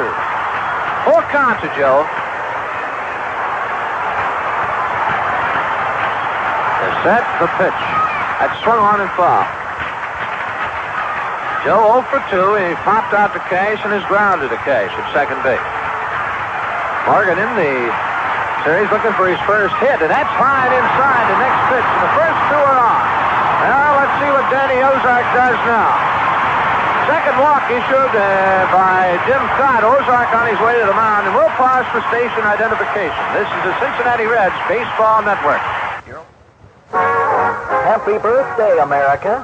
From the voice of the world champion Cincinnati Reds in Western Kentucky, this is WFMW-FM Madisonville. Well, as we expected, Danny Ozark's going to make the change. He's going to make 2 changes. Bobby Tolan, I think, will go into the game replacing possibly Greg Lazinski in left field, and that's going to be true. As Bobby makes his way out to left, Lazinski comes out of the lineup. And, of course, Tolan will be hitting 9th in the lineup, and it will be Ron Reed in relief of Jim Cott. So Cott worked 6+ innings, gave up just 2 hits, walked 2. And Ron Reed coming on. Cott did an excellent job for 6 innings. The Reds getting just 1 hit off him, and he retired 10 straight batters before Ken Griffey's leadoff single here in the 7th. And then the walk to Joe Morgan. So Reed will be facing Tony Perez when he completes his warm-ups. This is the 2nd appearance for Reed in the championship playoffs. He worked 2 2/3 innings, allowing 1 hit, walked 1, and struck out 1. That was in Sunday afternoon's ball game. Reed, on the year, had a great year out of the bullpen for Philadelphia. He led the club in saves with 14. He appeared in 59 ball games, winning 8 and losing 7 with a 246 earned run average. Started 4 times for Phillies, completing 1 game. He worked 128 innings, allowing just 88 hits, striking out 96 and walking 32. So some great credentials for Mr. Reed. All right, he completes his warm-up. We got Griffey at second base, Morgan at first base. Nobody out. We need 3 to get even. Perez. Well, Tony finally getting his first hit of the championship playoffs. That in the second inning. He's driven in 2 runs. Reed has a sign from Boone. The stretch and the pitch. That swung on and a foul tip into the mid of Boone. 0-1.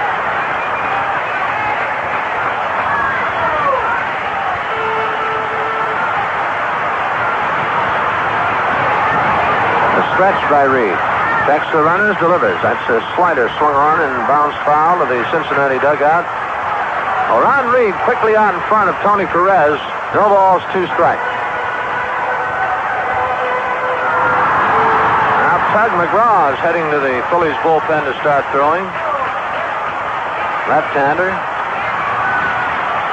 The 0-2 on the way. Perez swings and loops it foul down the right side and back into the seats. Down holding 0-2. Morgan at first, Griffey at second with nobody out. Philadelphia on top 3-0. Perez away from the plate, now steps back in. Reed checks with Boone. Has his sign, looks back at Griffey, delivers. Tony swings, base hit, center field, had a score, Griffey, and on his way to third is Morgan.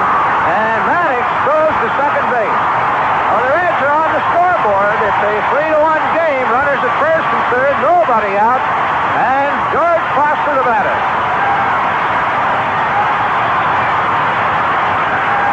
Nightman charge to Jim Cott. Reds now with 3 hits in the game.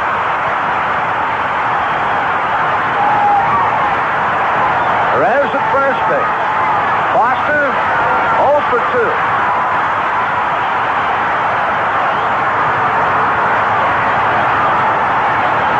George has popped the second, a fly ball to right. Reed delivers.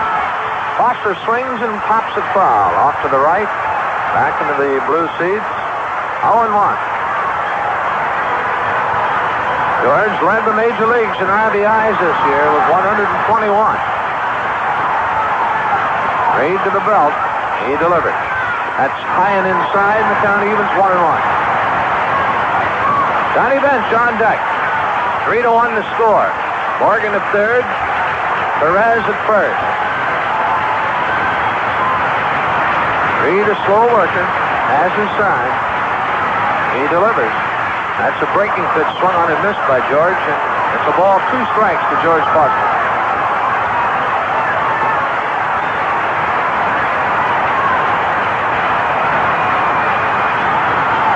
To Foster as Reed has to sign the stretch, checks the runners, delivers. Fastball is swung on and popped foul. Out of play again to the right. Inning started off with Griffey getting an infield single over the mound. Cash fielding and throwing, but not in time. Morgan walked. Perez single to center to score Griffey. Morgan moving around to third. Oh, a 3-1 game. The go-ahead run at the plate. Here's the pitch. Swung on and hit into right field deep. Going back, Johnstone, and he has room. Middle of the warning track, makes the catch. Perez tags, but he'll hold up as Morgan jogs in from third base, and it's a 3-2 ball game. Foster hit the ball good out to the right side to score Joe Morgan. So a 3-2 game now. Perez at first base, 1 away, and Johnny Bench to the plate. And a meeting at the mound. Boone, Bohr, Schmidt, and Reed all at the mound talking. Oh, the Reds applying the pressure to the Phillies. That takes care of Jim Cott for the afternoon, and Cott worked 6 innings, allowing 2 hits, striking out 1, walking 2. 2 runs, both of them earned.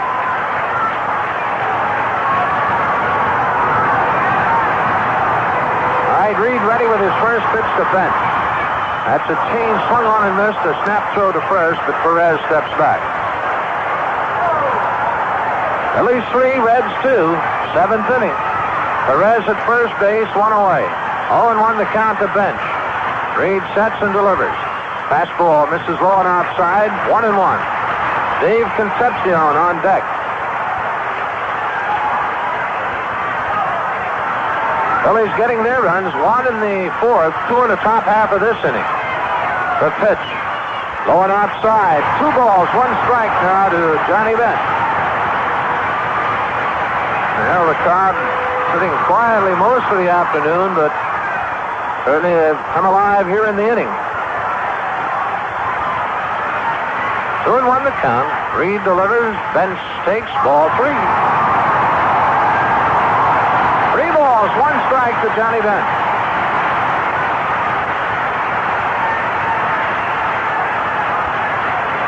Ollie Eastwick throwing in the Cincinnati pen. Tug McGraw and the Phillies.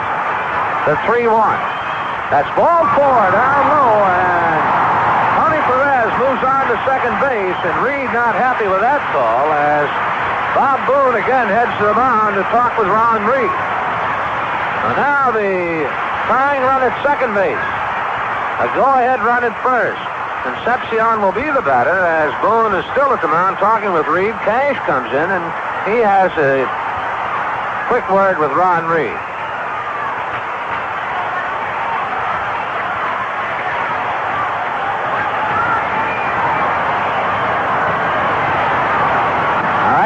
Go. Dave Concepcion at the plate.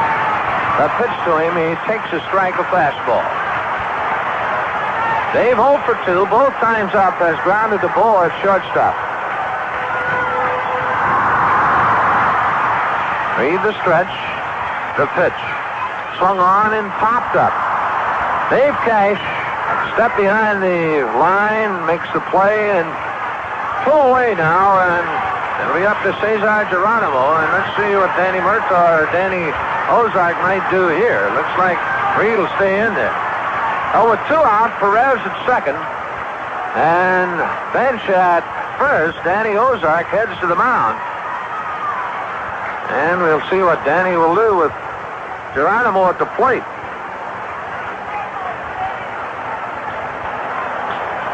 Ozark just now arriving at the mound, and certainly no indications that he might take Reed out here, and I don't think he will. McGraw left-handed throwing in the Phillies bullpen, but it looks like Ron Reed will stay in the ballgame.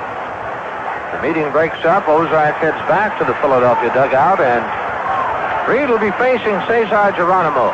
Chief 0 for 2 has grounded to third and has struck out. Reds need 1 to get even. It's a 3-2 score. Phillies leading. Reed ready to work to Geronimo. The stretch and the pitch. That's high and outside the ball.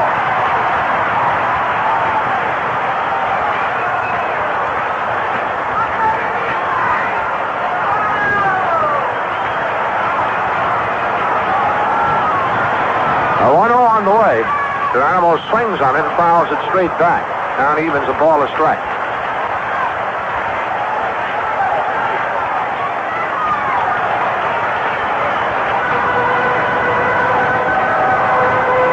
Geronimo. Perez off the bag at second, Bench at first. Reed to the belt, he delivers. That's a check swing that's low. 2-1 the count. Well, if the Chief can get on, we'll certainly see probably Danny Dreesen hitting for Bourbon, maybe Mike Long. Here's the 2-1. That's ball 3.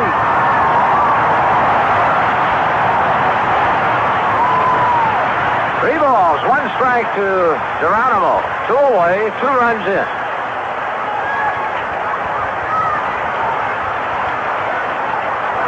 All right, Reed the stretch. Here's the pitch. That's strike 2 call. Count full now, so the runners will be on the move. Perez and Bench. Tony at second, Johnny at first. Bourbon on deck. And the crowd very tense. The pitch. The runners goes. It's swung on and looped down into left field. Cohen coming hard. He can't get through. It bounces by, and here comes Bench. And the Reds lead it. Geronimo on his way to first. Mike Smith having problems picking the ball up, and he's there. And the Reds lead it 4-3.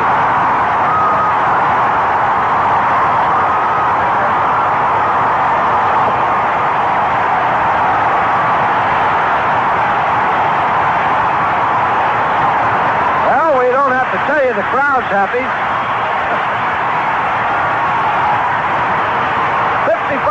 balls and on the feed here, and a few Philadelphia fans sitting down.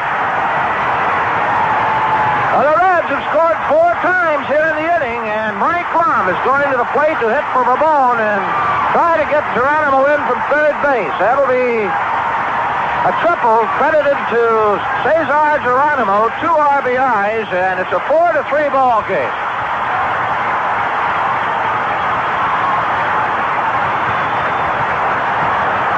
All right, Mike Lum will hit for Pedro Bourbon. This will be Mike's first appearance in the championship playoff. So, looping fly ball down into left field. Bobby Tolan misplaying the ball bouncing by. Mike Schmidt finally caught up with it. By that time, 2 runs had scored, and Geronimo went into third base sliding with Dave Cash covering there.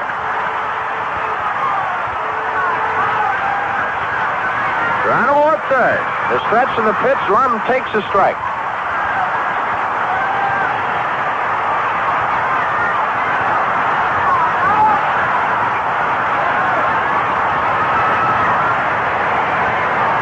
Here's the pitch. Mike swings on it and fouls. 0-2. Now, Bobby Tolan said he wanted to help the ball club, and he certainly helped us.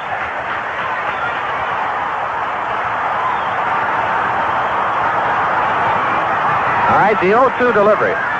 Lum swings and a ground ball down in the Cincinnati bullpen. Count holding 0-2.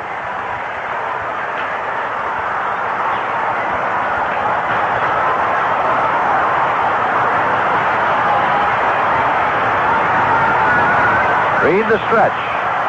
The 0-2. Lum takes high and outside. A ball, 2 strikes to count. Lum hitting for Pedro Bourbon. Raleigh Eastwick will be the pitcher in the 8th inning. The pitch on the way. Mike swings and he pops it foul over the Reds dugout.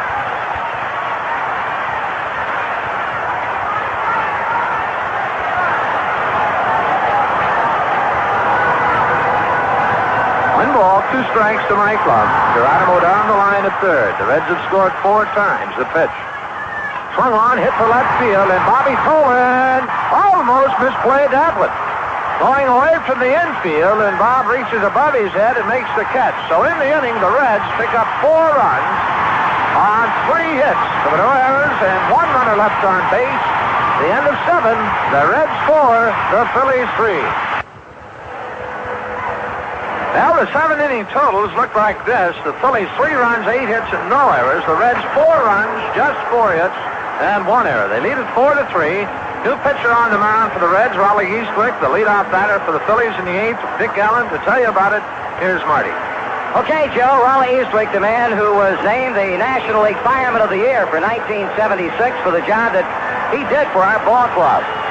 And now called upon to try and nail down our 2nd straight National League flag as the Reds have scored 4 times in the 7th inning and enjoy a 1-run edge over the Philadelphia Philly club. Eastwick makes his 2nd appearance. His first one was, quite frankly, nothing to write home about. Saturday night at Veterans Stadium, he came on in the 9th inning after Don Gullett had allowed only 2 hits and 1 run in 8 innings, and the Phillies promptly got to Eastwick for 4 hits in that one frame and a couple of runs before he was finally able to end the game on Tommy Hutton's line out to Griffey in right center. Joe Morgan is in behind the mound talking with Raleigh. And it'll be Dick Allen who will open up the 8th inning for Philadelphia. He fly to center, fly to right. And in the 6th inning, on a base on balls.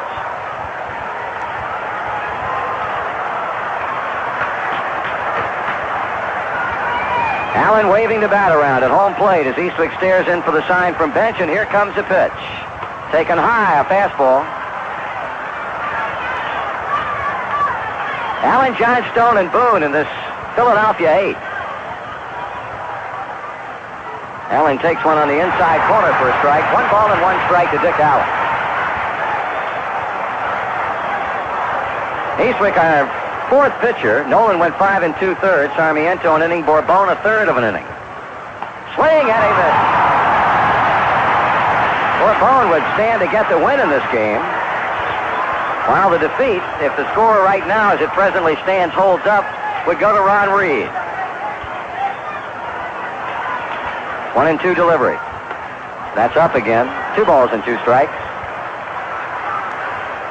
Philadelphia's had hits in every inning with the exception of the first when Nolan retired the side in order. The 2-2 to Allen. He swings and fouls this one off the end of the bat, so the count holding at 2 balls and 2 strikes.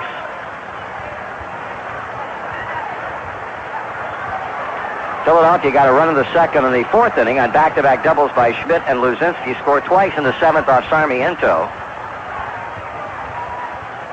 Allen hits a high fly ball off the right field line, but that one's going to carry back into the seats. In the seventh inning, Boa got a walk. Cott laid down a sacrifice, and after Cash flied out, Maddox and Schmidt had doubles back-to-back to increase their lead to 3-0. But then the Reds, sending 8 men to the plate at the bottom of that same seventh inning, scored 4 times, with a big blow being Geronimo's 2-run triple. A right straight swinger.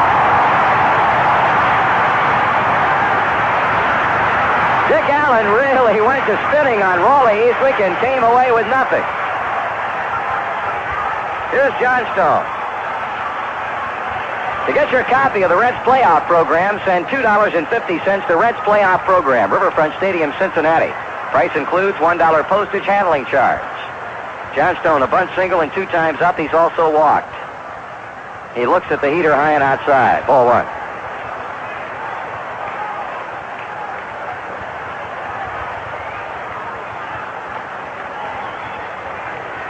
That's a strike call. The crowd pretty much roaring on every single thing that the Reds do right. You can anticipate that from here on out on this one. Swung on, hit hard, and took a big hop off Perez, and the ball bounces into the seats in foul territory. That ball really came up on Tony. Kicked into the seats down beyond our dugout on that big hop, and Johnstone gets credit for a ground rule double. So Jay Johnstone continues to swing a most potent bat for the Phillies. He now is leading in the series in terms of base hits. That's his 6th hit. Here's Bob Boone, a fly ball to left, a pop out to bench, a fly ball to center. He swings and fouls.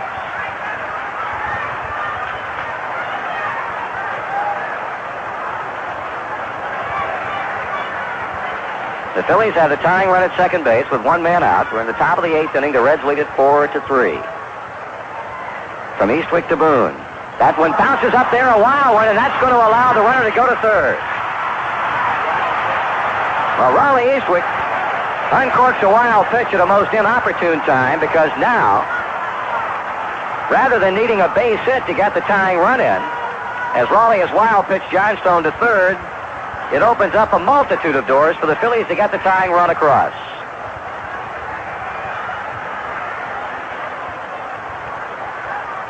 Put the count at 1 ball and 1 strike on Boone.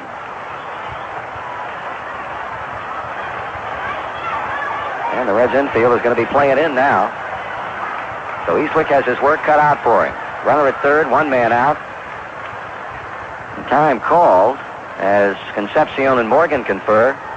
Eastwick looking around to find out exactly what's going on. And what's going on is Will McInerney is going to go down to begin loosening up in our bullpen. They have somebody join him. The 1-1 pitch to Boone. That's just off the plate. Ball 2. Well, the inning started with a strikeout of Allen, but then the Johnstone line drive that took a hop, hit off Perez into the seats down beyond the dugout for a double. He goes to third on the wild pitch. 3 balls, 1 strike.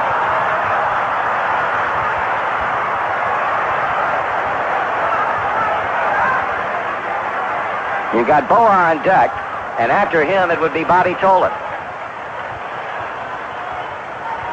Eastwick badly in need of a strike to Boone. As the right-handed batter waits, checks his swing, and he's on with a walk.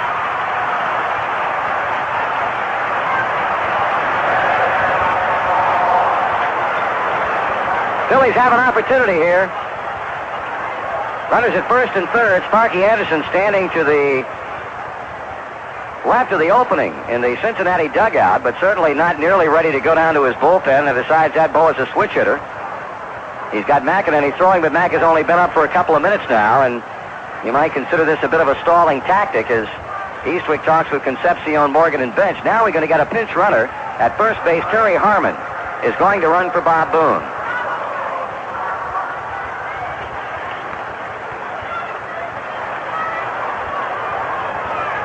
Boa has gone 0 for 2. He walked his last time up in the 7th inning and scored a run. And now Tim McCarver will start loosening up in the Philadelphia bullpen, with Boone having been lifted for the pinch runner Harmon at first base. Concepcion, Morgan at double play depth, Rose playing shallow at third. Here's a pitch to Boa. He takes a strike.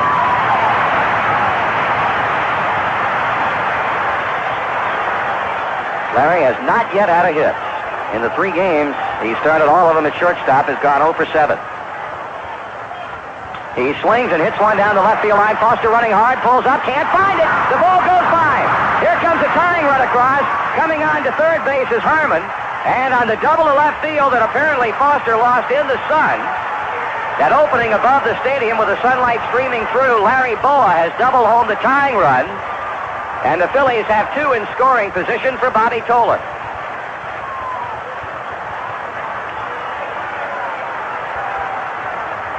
So Philadelphia has come valiantly back. This club, of course, can ill afford to lose another one. If they do, they go home and forget about it. And after leading 2-0 for 6.5 innings, to see the Reds take a run lead on 4 in the 7th, and now Philadelphia's come back. On a double by Johnstone, a wild pitch, a walk to Boone, and the 2-base hit to left field by Boa to tie it up. Bobby Tolan will be at the plate. The man who misplayed Geronimo's fly ball in the last inning into a triple. And they're going to walk Tolan with first base open and pitch to Davy Cash with the bases loaded.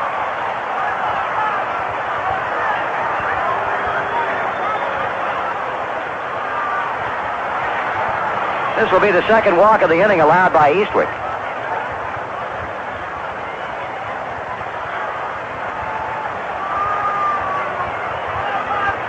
Tolan in the process of getting an intentional walk that would fill the bases with Phillies. There's ball 4 as Bobby flips the bat away and heads on down to first. There are a lot of other guys you would like to see at the plate in this situation besides the man standing in there now. Cash is 1 for 4, a third inning single to right. 4 for 13 in the league championship series, and a chance here to get his Philadelphia club out in front. Harmon third, Boa second, Tolan first. Perez playing inside, Tolan at first base. Rose even with a bag at third. Cash taking his time, stepping in. He's ready. Eastwick a glance to third, and the pitch to the plate. Cash takes a strike.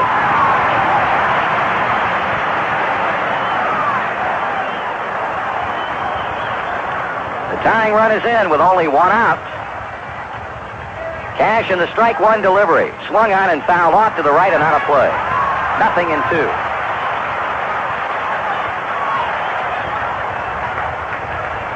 Phillies have out-hit us 10-4, but the score is tied at 4 runs apiece. Up high, bench taking a look to third to see what Harmon's doing, but instead sends the ball back to the mound. McEnany continues to throw in our bullpen. 1 ball, 2 strikes on Dave Cash. Bench hanging a sign. Eastwick winds, kicks, and fires. That's up and in. 2-2. Raleigh having trouble controlling his fastball. Cash calls time with Stello at the plate.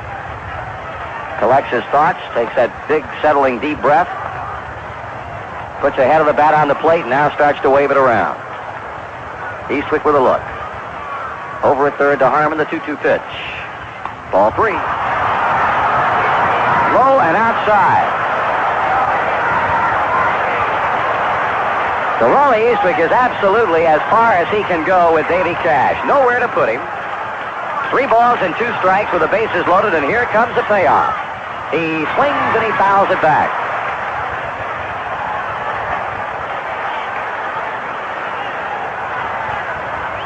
Gary Maddox is on deck. And you can bet that the Phillies would take a bases-loaded walk right here and be happy with it. The payoff. Foul ball off to the right and that well back behind the Cincinnati dugout. So Eastwick finding the strike zone, but Cash making them meaningless pitches with foul backs. It stays 3-2 as the outfield plays a right-handed batting Cash the other way. Again, the 3-2 pitch.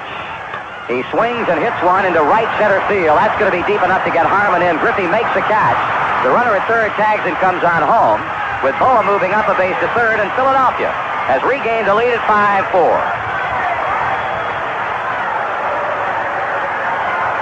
Tolan holding his ground at first base on Cash's sacrifice fly to right.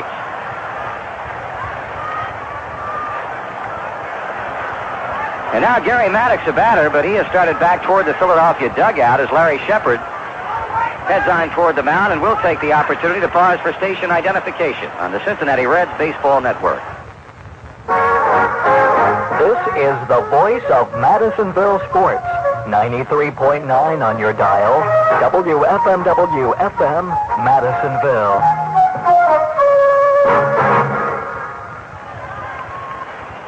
Larry Shepard coming back to the dugout. Only a quick meeting with Raleigh Eastwood, but we note that Santo Alcala has joined Will McEnany in the Cincinnati bullpen. Gary Maddox 1 for 4, a run-scoring double in the 7th inning. Now we've got an appeal play at second base, or do we? Morgan takes a throw back that way, but apparently not. Raleigh might have thought so, but Joe waving him off as Eastwick threw the ball. Now it's Maddox with Boa third, Tolan first. Now we'll try it again. And Doug Harvey calls safe.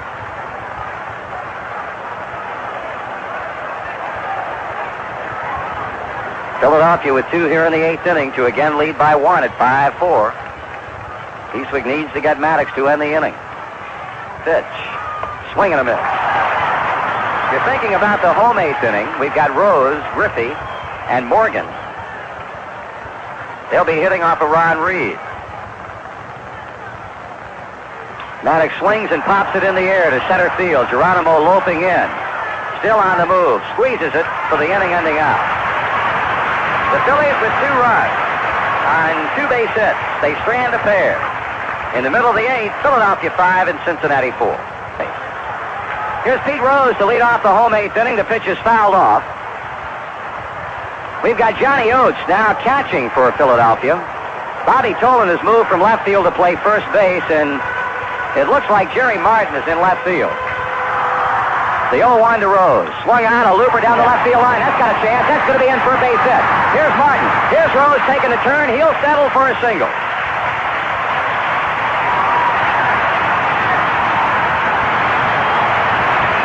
Well, I'll tell you, the 2 aces of the respective bullpens in this game, Ron Reed and Raleigh Eastwick, have not been exactly what you would call exemplary.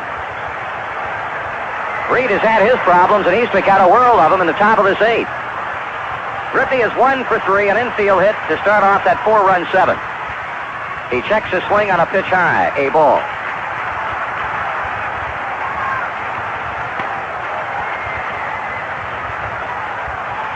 Rose at first. We've got the tie and run on with nobody out. Griffey swings and pops it up off the third base foul line where Schmidt settles under it and makes the catch. 1 down.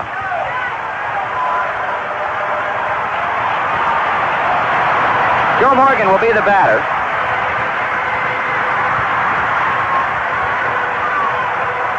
Still without a hit in this championship series today has popped to second, has grounded to second. In the 7th inning, he walked and scored.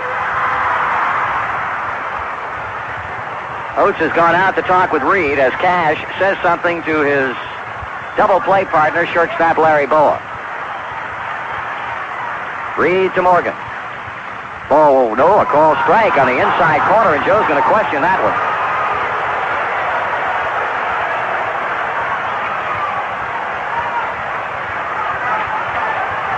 Infield looking for the ground ball.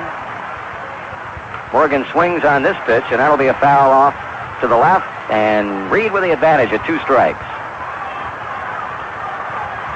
We have had 8 runs scored in the last inning and a half after Philadelphia got 1 run in the 4th inning. And going to the 7th inning, it was 1-0. It's now 5-4 Phillies.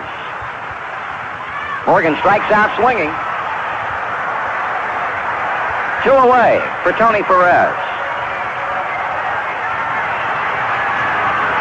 Tony has had 2 hits, both singles. He knocked home a run in the 7th.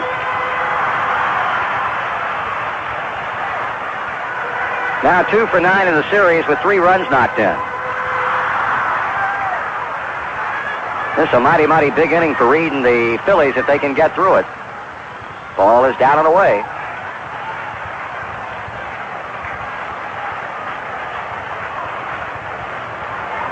So Reed, who going to the top of the 8th inning was a losing pitcher, right now can pick up the victory.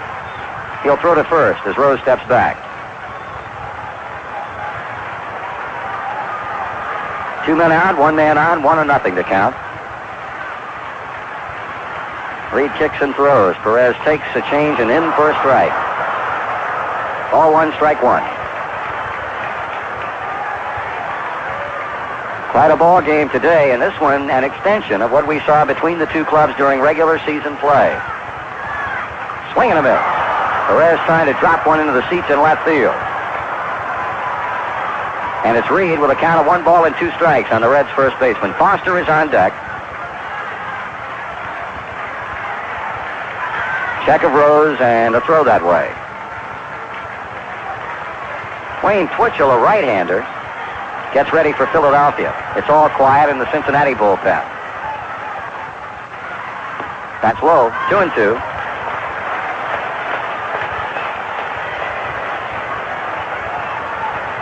Starting pitchers in this game, Gary Nolan, he went 5 2/3, had to leave because of an injury. Jim Cott, 6+. Tony with a drive to left field. Jerry Martin going back. He's going to have room and makes the catch just short of the warning track. In the 8th for Cincinnati, no runs, a hit with a man left, and we move to the 9th inning, a 1-run game. It's Philadelphia 5 and Cincinnati 4. Now we're in the top of the 9th inning. The Phillies with a run edge on the Reds, 5-4 the score.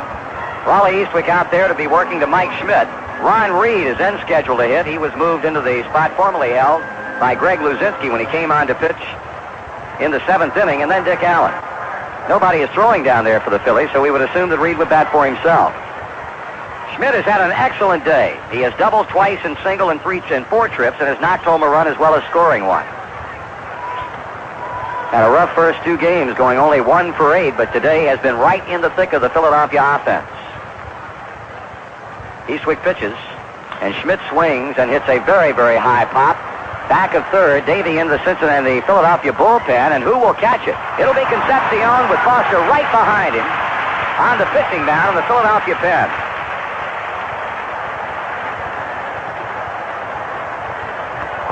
One away, and Ron Reed is in.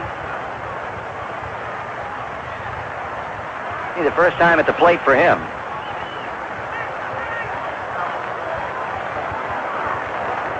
Big, tall, 6'7" right-handed batter. He fouls it to the screen, a strike. The bottom of the 9th inning, Cincinnati will be sending forth George Foster, Johnny Bench, and Davey Concepcion. Well, we got to hold him right here and keep it at 1. Low for a ball, 1-1. Jerry Martin is on deck.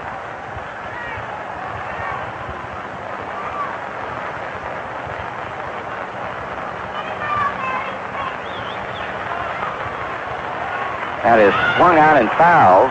Pitched down and away, and Reed never came close to it. So Eastwick had 1 ball and 2 strikes. One of the few times in the last 3 innings that there has not been somebody throwing in one or the other of the bullpens. A bouncing ball to third. Rhodes charges, plays it chest high, and throws him out. Here's Jerry Martin.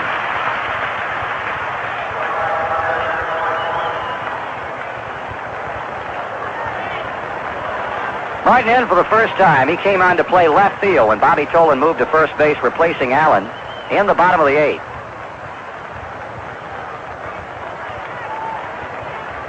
Not only the first time up in the game, but the first time up for Martin in the playoffs. That one bounces up and off the face mask of Johnny Bench. Ball 1.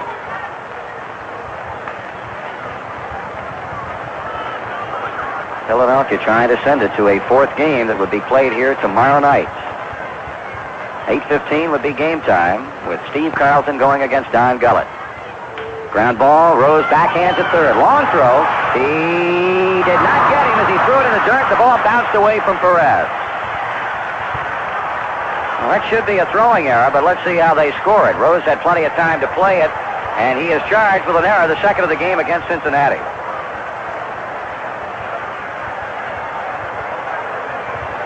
So Jay Johnstone will bat with 2 out as Martin reaches on Rose's throwing error from third base. Phillies have had 10 hits in the game. Johnstone has had a pair. A bunt single, a 2-base hit, a weird double. In the 8th inning, he hit a line drive that took a big hop, went off Perez, and on the bounce went all the way into the seats down beyond our dugout. Johnstone getting credit for a ground rule double. Good hitter, this man. Martin with a lead against a holding Perez. Pitch. Low and inside a ball.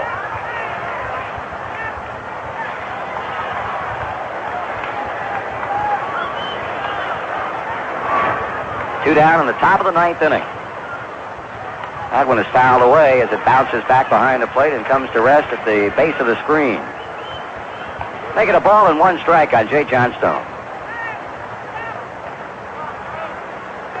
And you've got Tug McGraw back throwing in the Philadelphia bullpen. Johnstone tries to shoot one the other way, but instead lines it back behind the Philadelphia dugout. 1 ball, 2 strikes. Morgan deep at second base. Concepcion pulled toward the bag. Here's a pitch. That's up high, 2-2.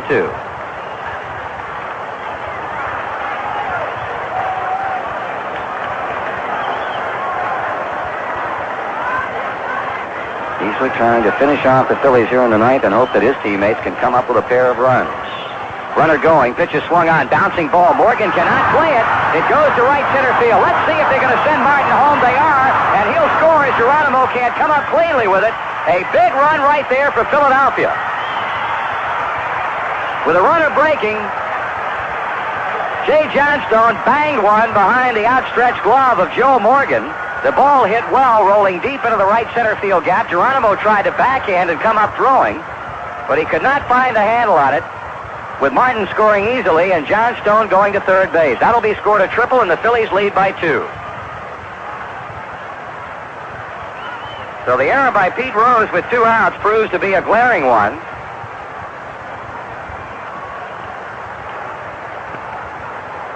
That'll be an unearned run, but a run nevertheless, and you can bet a big one for the Phillies.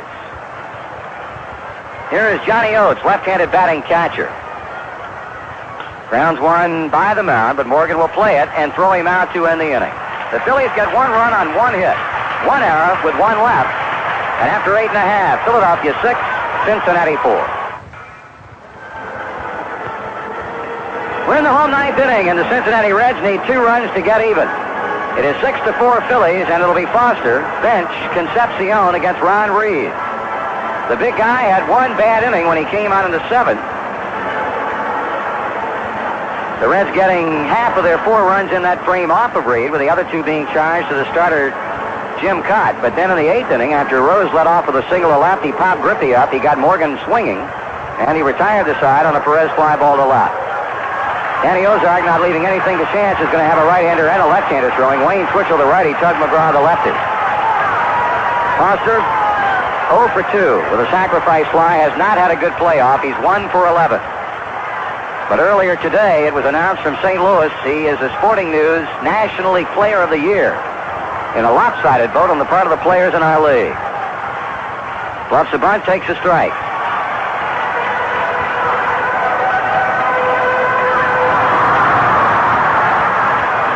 Ron Reed back to the plate.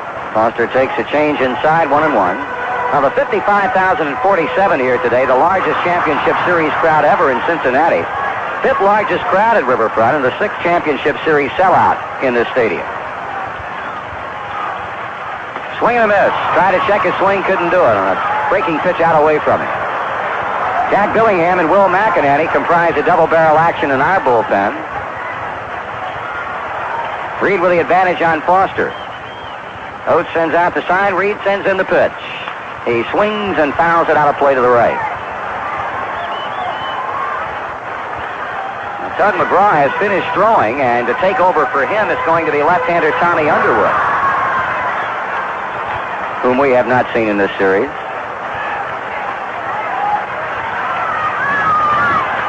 Again, the 1-2 pitch. Swung on, fly ball, back into deep left center, and you can chop that one up. It's gone for a home run.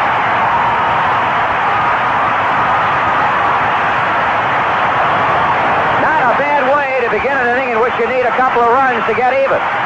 That's one of them on 1 swing of the bat as Foster takes Ron Reed downtown for his 2nd league championship home run of 76. Now Johnny Bench. John has hit into a double play. He's fly to center. He has walked and he has scored. Mike Schmidt is on the mound talking with Reed. 6-5 Phillies. Reed to Bench. That misses low, a ball. Gene Garber, Tommy Underwood, the two throwing for the Phillies. Reed's 1-0 to John. Swung on and popped up off the third. Mike Schmidt down beyond their dugout, but watches it fall about 8 rows back. A ball and a strike.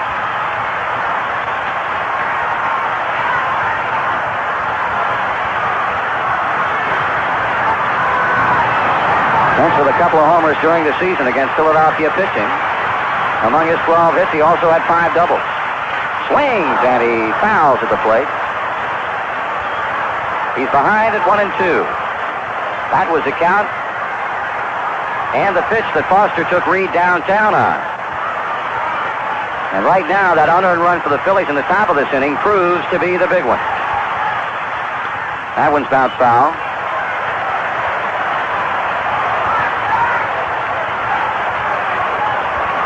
Reed trying to hang on.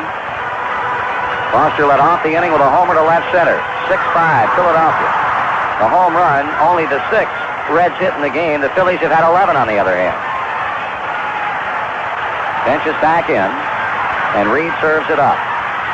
Swung on, fly ball, deep left center field. Maddox on the warning track, looking up. It's gone! Johnny Bench with a home run to left center, and the Reds have tied it up on back-to-back ninth-inning home run.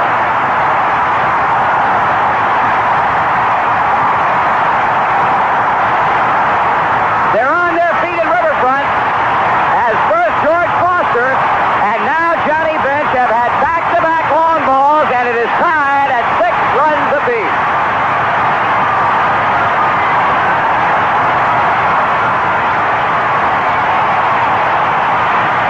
What a ball game.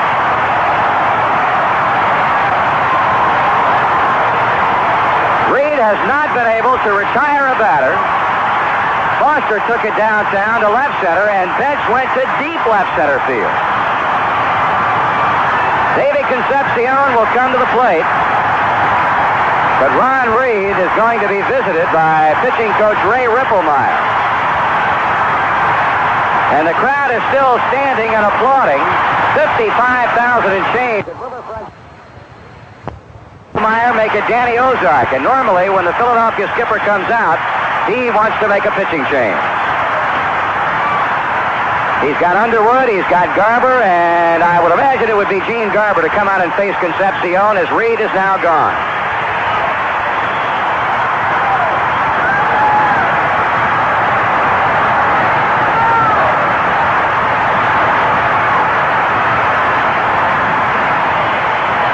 Well, in a situation like this, or going into a bottom of the ninth, you think about it, certainly, when you have the type of people as George Foster and Johnny Bench. But to see it become a reality in a pressure situation such as this is a little bit mind-boggling. And the crowd is still standing as Garber has reached the Riverfront Stadium mound to confer with his manager before starting his warm-ups to Johnny Oates. Jack Billingham and Will McInerney throwing down to Bill Plummer and Gary Waits. That's the Reds bullpen. Left-hander Tommy Underwood loosening up for Philadelphia. Garber, we have seen in Sunday's game when he went 2/3, giving up a hit and an unearned run with an intentional walk. So this will be his second appearance. Now, Ron Reed cannot win it. And at least for the moment, Raleigh Eastwood cannot lose it. And the crowd's still standing. George Foster and Johnny Bench lit them up. Back-to-back home runs off Ron Reed to make it 6-5 and 6-6.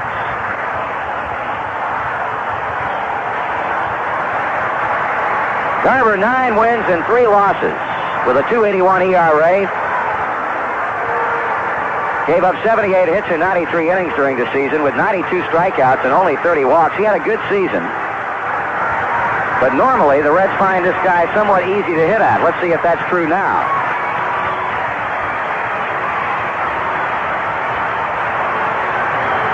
Mike Schmidt is talking all the while that Garber is warming up to Johnny Oates. Let's take a look and see exactly what Garber did against us. In 8 appearances, he had no record.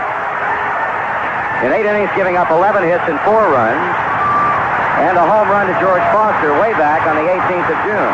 He saved 2 games. He is not in a saving situation now unless you would categorize a save as getting the Phillies out of this ninth and sending it to extra innings. And I think under the circumstances, you could do exactly that. Concepcion is up. He is 0 for 3. Has bounced to short twice. Has popped to second base. Garber bends at the waist to get the sign. He winds and he pitches. Concepcion, a bouncing ball, base hit to left field. Davey jumping on Garber's first pitch and singles to left, and there is the run that, if it scores, will give the Reds the National League pennant.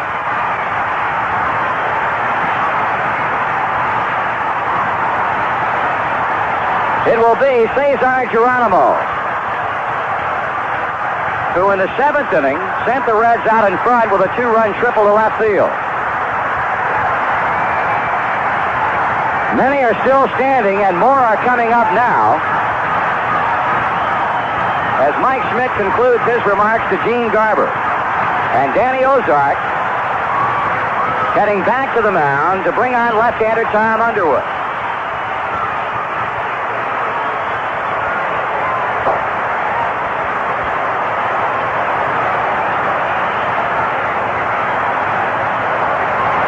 So Tommy Underwood being called upon to pitch to Geronimo. Danny Dreesen has already moved on deck to hit for Raleigh Eastwick.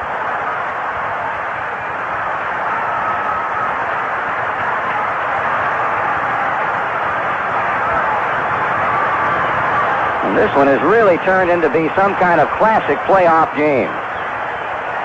Philadelphia led 1-0 in a game that was a pitcher's duel involving Nolan and Jim Cott. And Philadelphia seemed to really gain some insurance with a couple of runs in the 7th inning off Manny Sarmiento, but then there was the Reds' turn. After being held to 1 hit through 6, they sent 8 batters to the plate, scoring 4 times in the 7th inning, only to see Philadelphia get to Eastwick for 2 runs in the 8th to lead 5-4. The Phillies with an unearned run in the 9th inning, created by a 2-out throwing error on Jerry Martin's ground ball by Pete Rose and a triple to right center by Jay Johnstone. But here in the 9th inning, home runs back-to-back by Foster and Bench, and Concepcion with a first pitch single to left field off Gene Garber. It is going to be Tommy Underwood, who had a good year, winning 10, losing 5, with a .352 earned run average.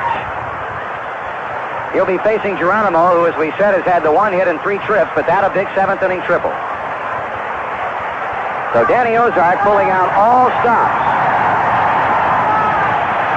But it would appear from the inactivity in the Philadelphia bullpen that he's gone as far as he's going to go, because as Underwood comes in, we mentioned Dreesen as being on deck. Danny has retired to the dugout, and right-handed batting Bob Bailey has moved on deck. Underwood worked in 3 games against the Reds, 2 as a starting pitcher, had a record of 0-2. In 8 innings, gave up 14 hits and 10 runs.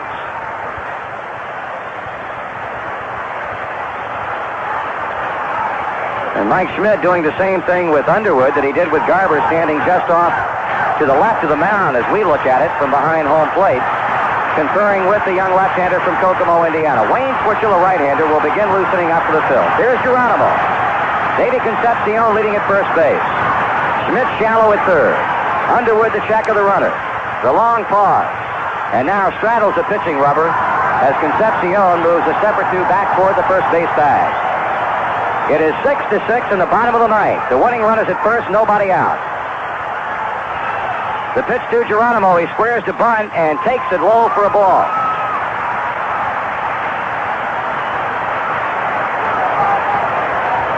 If the Reds should win this game, we will have a special announcement concerning World Series tickets immediately following. Geronimo takes it up and in, ball 2.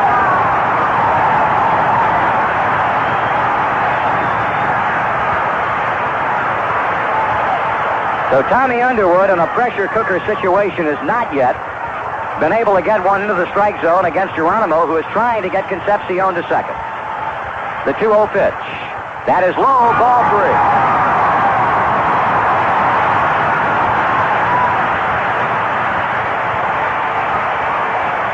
Now you have to wonder if Geronimo should get a walk.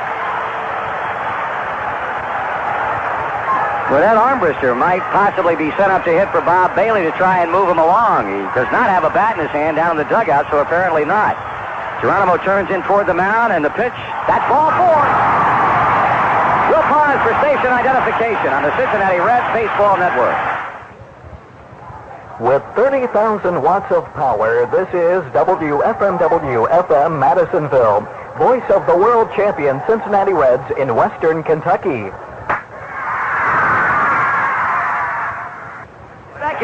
Speculated correctly because Armbruster is now in the on-deck circle.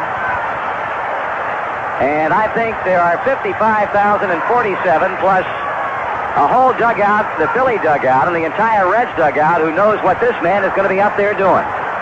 Danny Ozark is back on the mound. He's got his entire infield, all of them, Oates, Tolan, Cash, Boa, Schmidt, as well as Underwood, gathered around him, and George Scherger has gone out to second base to talk with Concepcion. Armbruster to bat for Raleigh Eastwood. One of the better bunters in Major League Baseball. We've seen him turn one in time and time and time again. Again, we remind you that no one is out. The winning run, the run that opens the door to our second straight National League pennant, and our fourth in 7 years, is standing at second in the person of Davy Concepcion. Schmidt is shallow at third. Tolan shallower at first. The pitch to Armbruster. He takes it inside for a ball. And Underwood has not yet thrown a strike. Walking Geronimo on 4 straight and going 1-0 on Ed Armbruster. The young left-hander looking around now has a sign from Oates. The 1-0 pitch. The ball is bunted on a pop, and at third, not able to play it, is Mike Schmidt as he comes across the foul line. Now, we had something interesting developing at first base. Jay Johnstone ran all the way in from right field, apparently on a possible pickoff play with Johnny Oates, but it never materialized because Armbruster fouled it off. 1 ball and 1 strike.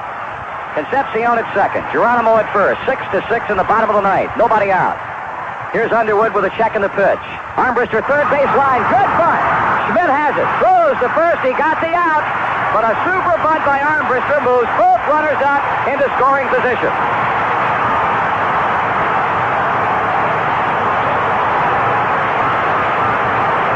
And you might say that somewhat fittingly, the man who can wrap it all up is at the plate in number 14, the captain of the Reds, third baseman Pete Rose. But I would not think that they're going to give Rose a chance to do a job on him. With first base open, I would imagine they'll walk Rose to get to left-handed batting Kenny Griffey. Let's see. That's exactly what they're going to do. Rose will get the walk to fill the bases and set up a double play possibility. And as Underwood starts into his stretch, he steps off the rubber because Boa had something for him. Here's ball 1 to Rose. And the crowd reacting as you might expect it would. With the game being played here in Cincinnati, they're not too happy about this, but, whoa, he almost threw it away. Tommy Underwood possibly showing the effects of maybe the most intense pressure this young man has ever been under on a ball field. We were trailing 6-4 going to the ninth. First Foster and then Bench cracked back-to-back home runs. Concepcion single off Garber to left. In came Underwood. Geronimo wanted to bunt, but he eventually walked, and Armbruster, hitting for Eastwick, has moved both runners into scoring position. The 2-0 pitch is ball 3 outside. They are now giving Pete Rose an intentional walk, and it's complete as ball 4 goes high and away, and Pete heads on down to first.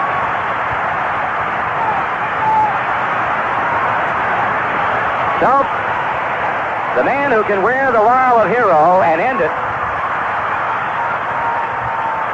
the young right fielder from Denora, Pennsylvania, who this year finished second in the National League batting race. Left-handed batting Ken Griffey, who today has had an infield hit and 4 times up. The infield is in, the outfield is in. Left-hander against left-hander with a National League pennant on the line for the Reds. Underwood stretches and pitches to Griffey. He takes it to throw to third, not in time to get Concepcion. George Scherger saying something to Davey, possibly admonishing him just a bit. Don't get such a lead that they've got a chance to pick you off. But a daring play by Oates, nevertheless. He throws that ball away, and the winning run is home. 1 ball and no strikes on Griffey. Underwood with a slow come down to the belt. He throws. Griffey swings. Slow chopper right side. Here comes Concepcion. Tolan boots the ball. And the 1976 pennant belongs to the Reds. It was a high chop along the first baseline. Bobby Tolan could not come up with it cleanly.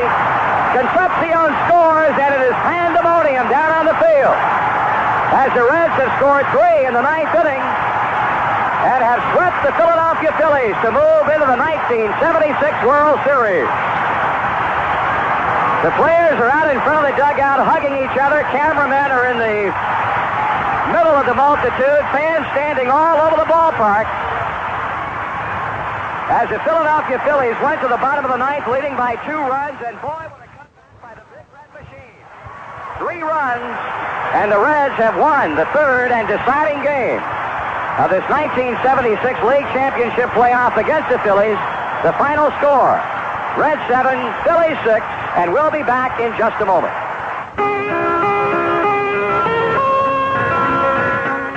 What's good and cold and loved all over? Stroh's 12-can Stay Cold pack. Because it's made to get 12 cans of Stroh's beer cold and to help keep them good and cold until you need them. And it's a neat package to have around. The cans are easy to get to. They roll right out when you need them. And you can dispose of the empties just by putting them back in the pack. For a party or picnic or any occasion where beer lovers gather, put a few Stroh's Stay Cold packs around. The beer stays cold and smooth and mellow. And it's right there at your fingertips when you're thirsting for a cool, fresh-tasting beer. So roll out the beer in Stroh's easy-to-carry compact Stay Cold 12-pack. From one beer lover to another, Stroh's beer. From one beer lover to another, Stroh. The Stroh Brewery Company, Detroit, Michigan. Family brewers for more than 200 years. Well, the fans don't want to go home. They have seen the Reds win the National League pennant for the 4th time in 7 years on a bases-loaded 9th inning infield hit by Ken Griffey. And the Reds have defeated the Philadelphia Phillies in the minimum of this best 3 of 5 series, 7-6. 7 runs, 9 hits, 2 errors, with 6 men left on for the Reds, while the Phils had 6 runs on 11 hits, no errors, and they stranded 10. The winning pitcher, Raleigh Eastwick. The loss went to right-hander Gene Garber, who faced only 1 batter, and that was Concepcion, who had the base hit following Foster and Bench's game-tying back-to-back home runs. And it was Davey who scored the winning run on Griffey's slow, high hopper on the right side of the infield that Tolan could not come up cleanly with. We mentioned the announcement, if the Reds win today, concerning World Series tickets. The Reds have announced that an over-the-counter sale of World Series tickets will be held at 9 a.m. tomorrow morning at Riverfront. The public sale will be held only at the advanced ticket windows on the west side of the stadium on the plaza level. A combined total of 5,000 tickets at various prices are available.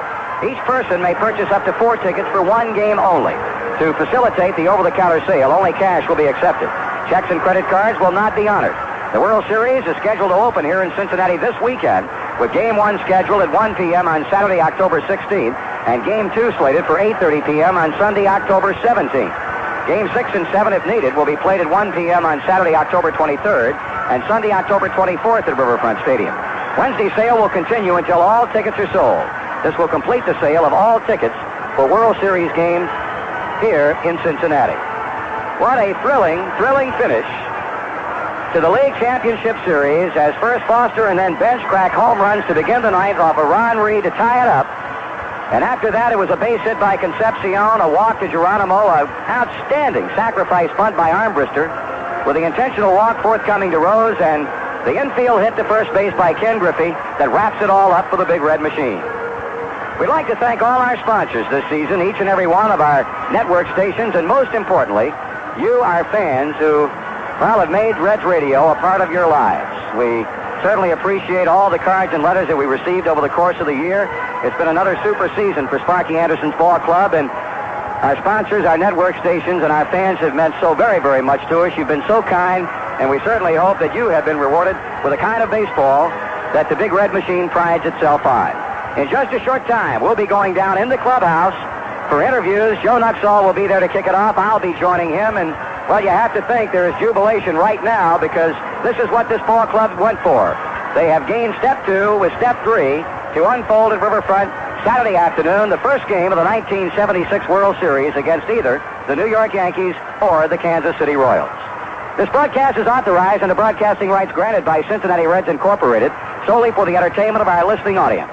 Any publication, rebroadcast, or other use of the descriptions and accounts of this game without the express written consent of Cincinnati Reds Incorporated is prohibited.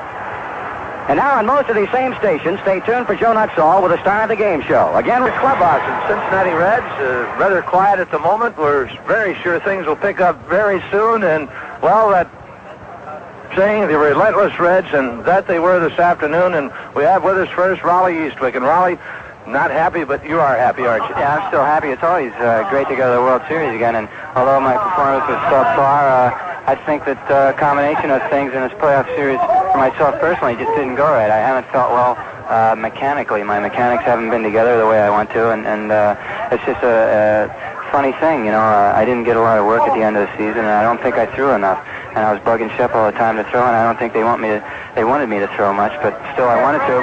My arm felt a little weak, but I still wanted to throw and build it up. But, you know, it's a funny way to win. You can pitch bad and win, and you can pitch great and lose. And it's a funny thing, the way this game is, and it's a great game, and I'm kind of glad the way it happened because it was so exciting for the fans. Raleigh, you look at this afternoon, and really a ball game that typified pretty much the season for this ball club. Oh, sure. You know, it shows this club can never. We're never out till the last out is made, and this club just keeps coming back. In the ninth inning, the bottom of the ninth, we came back and said, well, we can still win. We're 2 runs down, but we've done it before, and we did it to Phillies before, and we can come back and win and beat them, and there was no problem. I don't think anybody really got down, and it's a crazy game, like I said before, and maybe it was meant to be that way. Well, Raleigh, congratulations. We won it. That's the name of the game. That's the name of the game. That's all. All right. Raleigh Eastwick and Joe Morgan now. And, Joe, would you step into our office here, pal?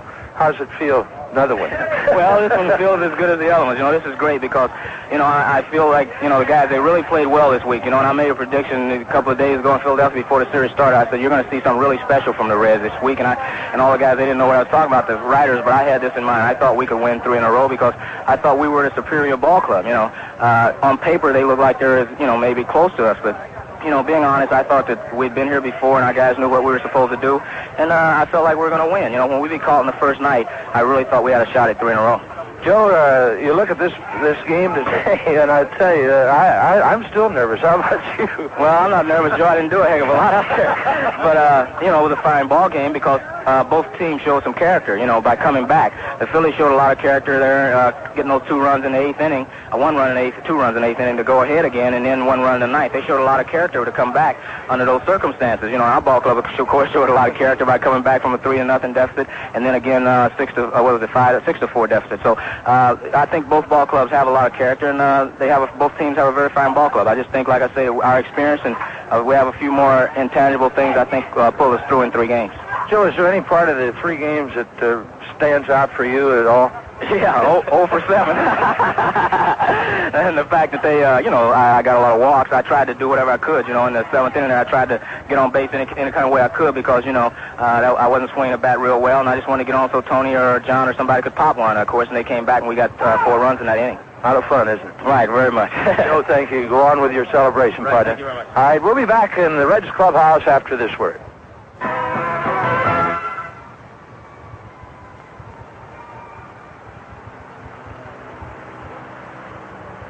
Goal line stand here. It looked like I was playing football into baseball, Joe. I got hit by 3 times today. You know, my boy James hit me on the shoulder and bounced in the stand. That was hit hard. I got in front of the ball. I got him out the way. We just hit that dirt and come up, and nothing I can do. I just tried to stop it. How you feel? Oh, I feel great, Joe. This is going to the World Series. We just now we have 4 more to go. It's what we had to win. 4 more to go.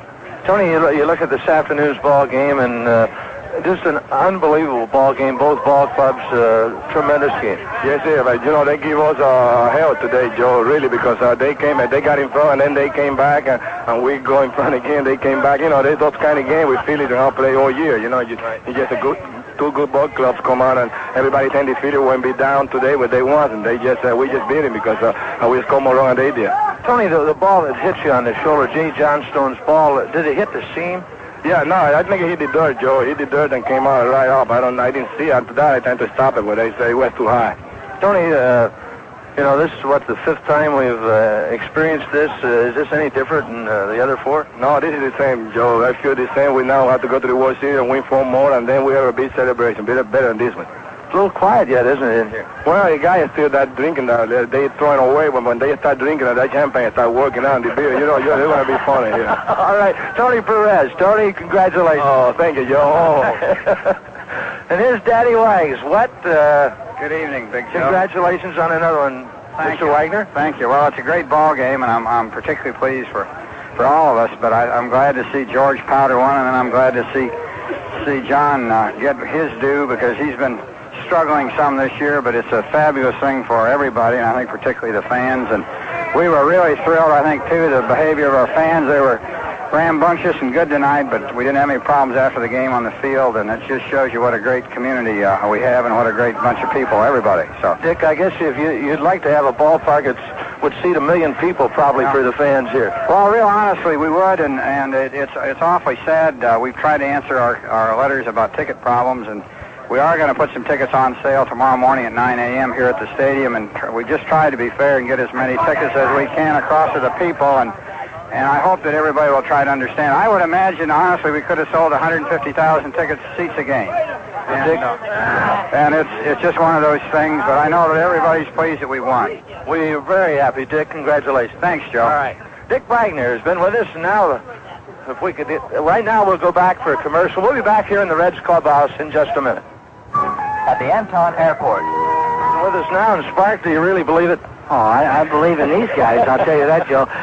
Somebody said about a month ago, they were giving out some gifts or something, and somebody said, how come you didn't get one? I said, I got the greatest gifts and the longest gift 7 years ago from Bob Howsam. I don't need no gifts, Joe. After George hit the home run, what were your feelings? We were 1 down. Okay, I said, oh, God, you know, that's a fluke play that hurt us, ball just being split in the middle down there, that John Stone hit. I said, that could hurt us. But then I thought about the one that Johnny hit against Pittsburgh. I swear to God I did, Joe. I said, you know, if he just gets the ball out over that plate, he want to hit him out of here. And when he hit the ball, I knew it was gone. I said, it's tied, boys. And then Davey comes up and immediately singles. Well, the same thing Tony did, if you remember. Right after Johnny hit the home run against Pittsburgh, Tony came up and drove one up through the middle. I knew we had him. I swear, once we tied it, I knew we had him beat. Spark, did you have any idea of sending David? Yeah, we talked about we were going to send him. If it ever got a strike on Eddie, on Cesar was going to turn around and look at me. If I went to my hat, he was hitting and David was going. And he just never got a strike on him. All right, this is number 5 for you. Is this different? No different, Joe. As you know, each one to say, I think I'm quieter about it now. Maybe it's old age, Joe.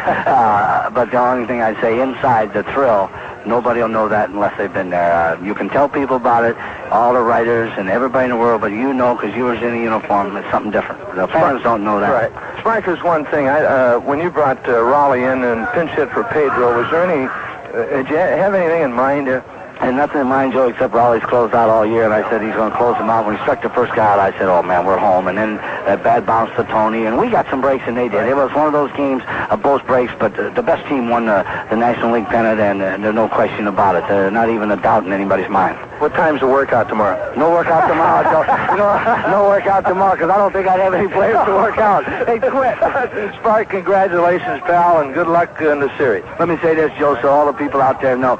Joe Nuxhall, there's 25, and Nuxhall's 26, and he's part of it. Well, thank you very kindly. Sparky Anderson. And Spark, of course, is 5th pennant in the National League. We'll be back with more up. Now, we'll wrap it up right now, and we'll be back here in the clubhouse, but right now, we'll be back with Marty Brennaman's scores and comments in just a couple of minutes. Yes. I'm going to get even with you. Hello again, everybody. We're back in the Reds clubhouse where the Cincinnati Reds will wrap up the National League pennant today with a 7-6 win over the Philadelphia Phillies, scoring 3 times in the 9th inning, 2 of them on back-to-back home runs by George Foster and Johnny Bench to win the 4th National League flag in the last 7 years.